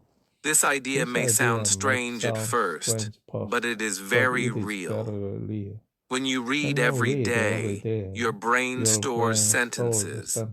It stores how words are placed together. These sentences slowly become familiar. You may not remember them consciously, but they stay in your mind. Later, when you want to speak, these sentences help you. They come to your mind naturally. You do not have to build every sentence from zero. Many beginners struggle because they try to translate from their native language. This makes speaking slow and stressful. Reading helps reduce this problem. When you read a lot, you see English sentences again and again. Your brain starts thinking in English sentence order. Slowly, translation becomes less necessary. Another important point is confidence. Reading builds confidence quietly. Every time you understand a paragraph, your confidence grows. Every time you finish a story, you feel successful. This confidence shows in your speaking. When you believe you can understand English, you also believe you can speak it. Reading also helps with pronunciation, even though you are not speaking aloud. When you read, you create an inner voice in your mind. This inner voice becomes more accurate over time. Later, when you listen to English or speak English, your pronunciation feels more natural because your brain already knows the sound patterns. Some learners say, I know words, but I cannot speak. This usually means they know words in isolation. Reading solves this problem. It teaches words in sentences. It teaches how words connect. This is exactly what speaking needs. Speaking is not about single words. It is about connecting ideas. Another benefit of reading is fluency. Fluency does not mean fast speaking. Fluency means smooth speaking.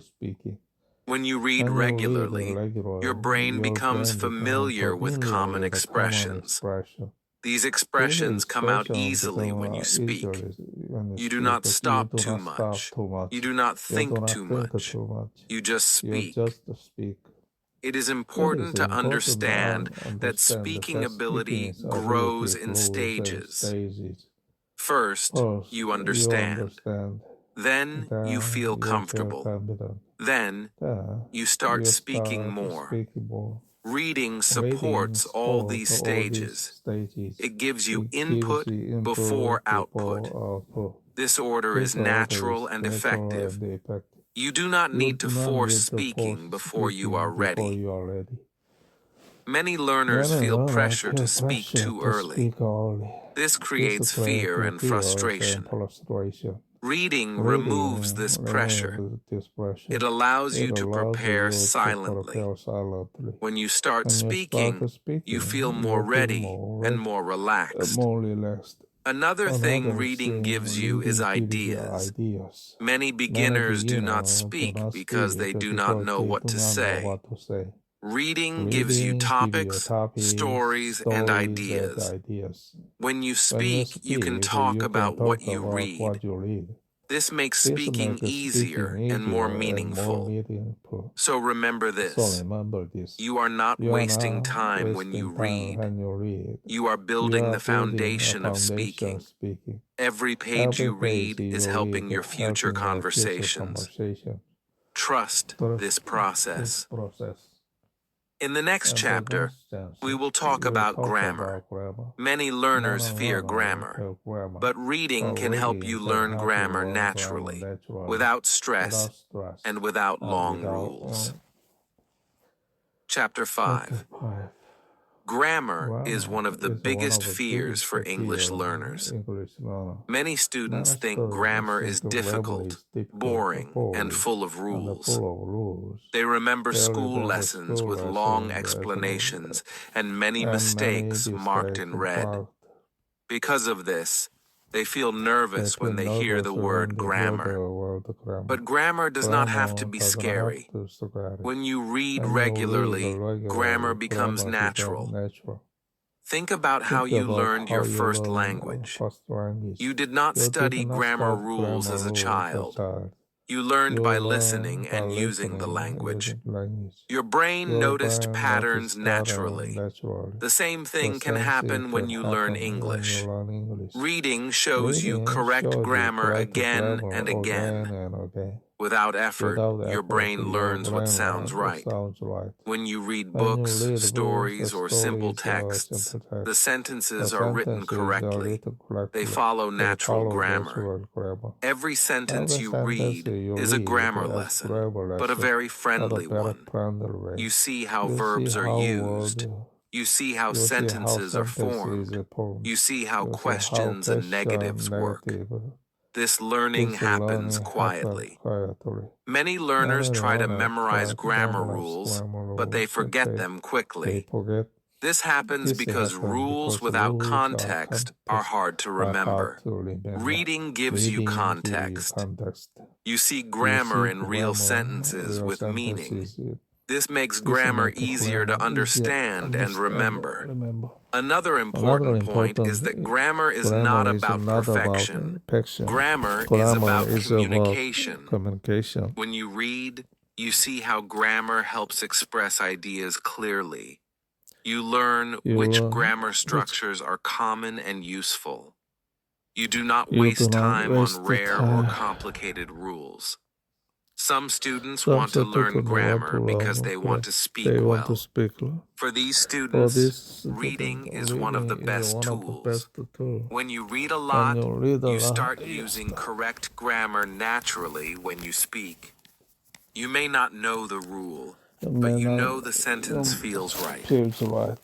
Other students need grammar for exams. For them, reading is still helpful. Reading builds a strong base. When you later study grammar rules, they make more sense because you have seen them many times before. Reading also helps you avoid common mistakes. When you see correct sentences again and again, incorrect sentences start to feel wrong. This feeling is very valuable. It helps you correct yourself naturally. It is important to be patient. Grammar learning through reading is slow but strong. You do not see results in one day. But over time, your grammar improves steadily. Many learners are surprised when they realize they are speaking more correctly without studying rules. You do not need to stop grammar study completely. But grammar study should not be the main focus for beginners. Reading should come first. Grammar can come later when you feel more confident. So remember this. Grammar is not an enemy. Grammar is a tool. Reading teaches you how to use this tool naturally. Every page you read is helping your grammar, even if you do not notice it. In the next chapter, we will talk about how to build the habit of reading for 30 minutes every day and how to keep this habit for life. Chapter 6. Now that you know why reading is powerful, how it improves your vocabulary, speaking, and grammar, it is time to talk about the most important thing, how to make reading a daily habit. Many learners know that reading is useful, but they do not do it every day. Without consistency, all the benefits we have discussed are much slower. The key is to read 30 minutes every day, no matter what. First, choose a fixed time. It can be in the morning, during a break, or before bed. The exact time is not important. What matters is that you do it at the same time every day. Your brain starts expecting it, and reading becomes automatic. It will feel strange at first, but after a few days, it becomes a natural part of your routine. Second, prepare a comfortable space. You do not need a library or a desk. You only need a place where you can focus for 30 minutes. A chair, a bed, a couch, or even a corner at a cafe works fine. The environment should help you relax and enjoy reading. The more comfortable you feel, the easier it is to continue the habit. Next, start small and simple. At the beginning, 30 minutes may feel long. That is normal. You can split it into 2 sessions of 15 minutes if needed. The important thing is regularity, not duration. Reading every day, even a little, is more powerful than reading one long session once a week. Another helpful tip is to keep your reading material nearby. Many learners plan to read but forget where the book is or have to search for a text. If your book or story is ready and waiting, you are more likely to read. Keep it on your table, your bag, or your phone. Make it easy to start. It is also very important to enjoy the process. Do not pressure yourself. Some days you will read fast, some days slowly. Some days you may not understand everything. That is normal. The main goal is to spend time with English every day. Enjoyment is the key to consistency. Consistency builds identity. When you read every day, slowly, you start seeing yourself as a reader. You start saying, I am a person who reads English every day. This identity is powerful. It changes how you see English and how English becomes part of your life. Another tip is to track your habit mentally or in a simple notebook. Do not make it a test. Just mark the days you read. Seeing a chain of completed days motivates your brain to continue. After a few weeks, missing a day feels unusual. This is how habits become automatic. Also, be patient with yourself. Learning a language is a journey. You will not see dramatic changes in 1 week, but every day of reading adds up. Slowly, your vocabulary grows. Your brain thinks in English more naturally. Your speaking becomes easier, and your confidence grows. Finally, connect reading with other English activities. Sometimes read aloud to practice pronunciation. Sometimes summarize a story in your own words to practice speaking. Sometimes write a few sentences about what you read. Reading is the foundation, and these activities help you use that foundation in many ways. Remember, Remember, 30 minutes every day is not a lot of time, but it is powerful. 30 minutes every day is more than most learners do. If you start today and continue, you will see real improvement over time. This small habit will slowly change your English forever. In the next few days, start with any interesting book or story. Choose something simple and enjoyable. Sit in a comfortable place. Read for 30 minutes. Trust the process. Trust yourself. Now I want to ask you something. Will you give 30 minutes a day to your English? If yes, start today.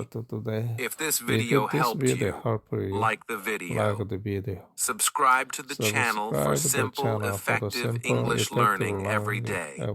And comment below. I will read for 30 minutes every day. I read your comments and I reply. Let's start this journey together and make English a part of your life. 예, 이렇게 해가지고 약 30분의 과정을 끝냈네요. 35분 걸렸네. Read English 30 minutes every day 라고 하는 내용이었습니다.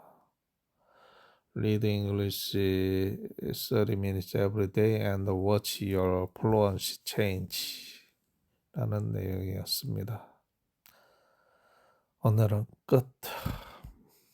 아유, 입 아파. 자, 내일 또 열심히 달려보도록 하겠습니다.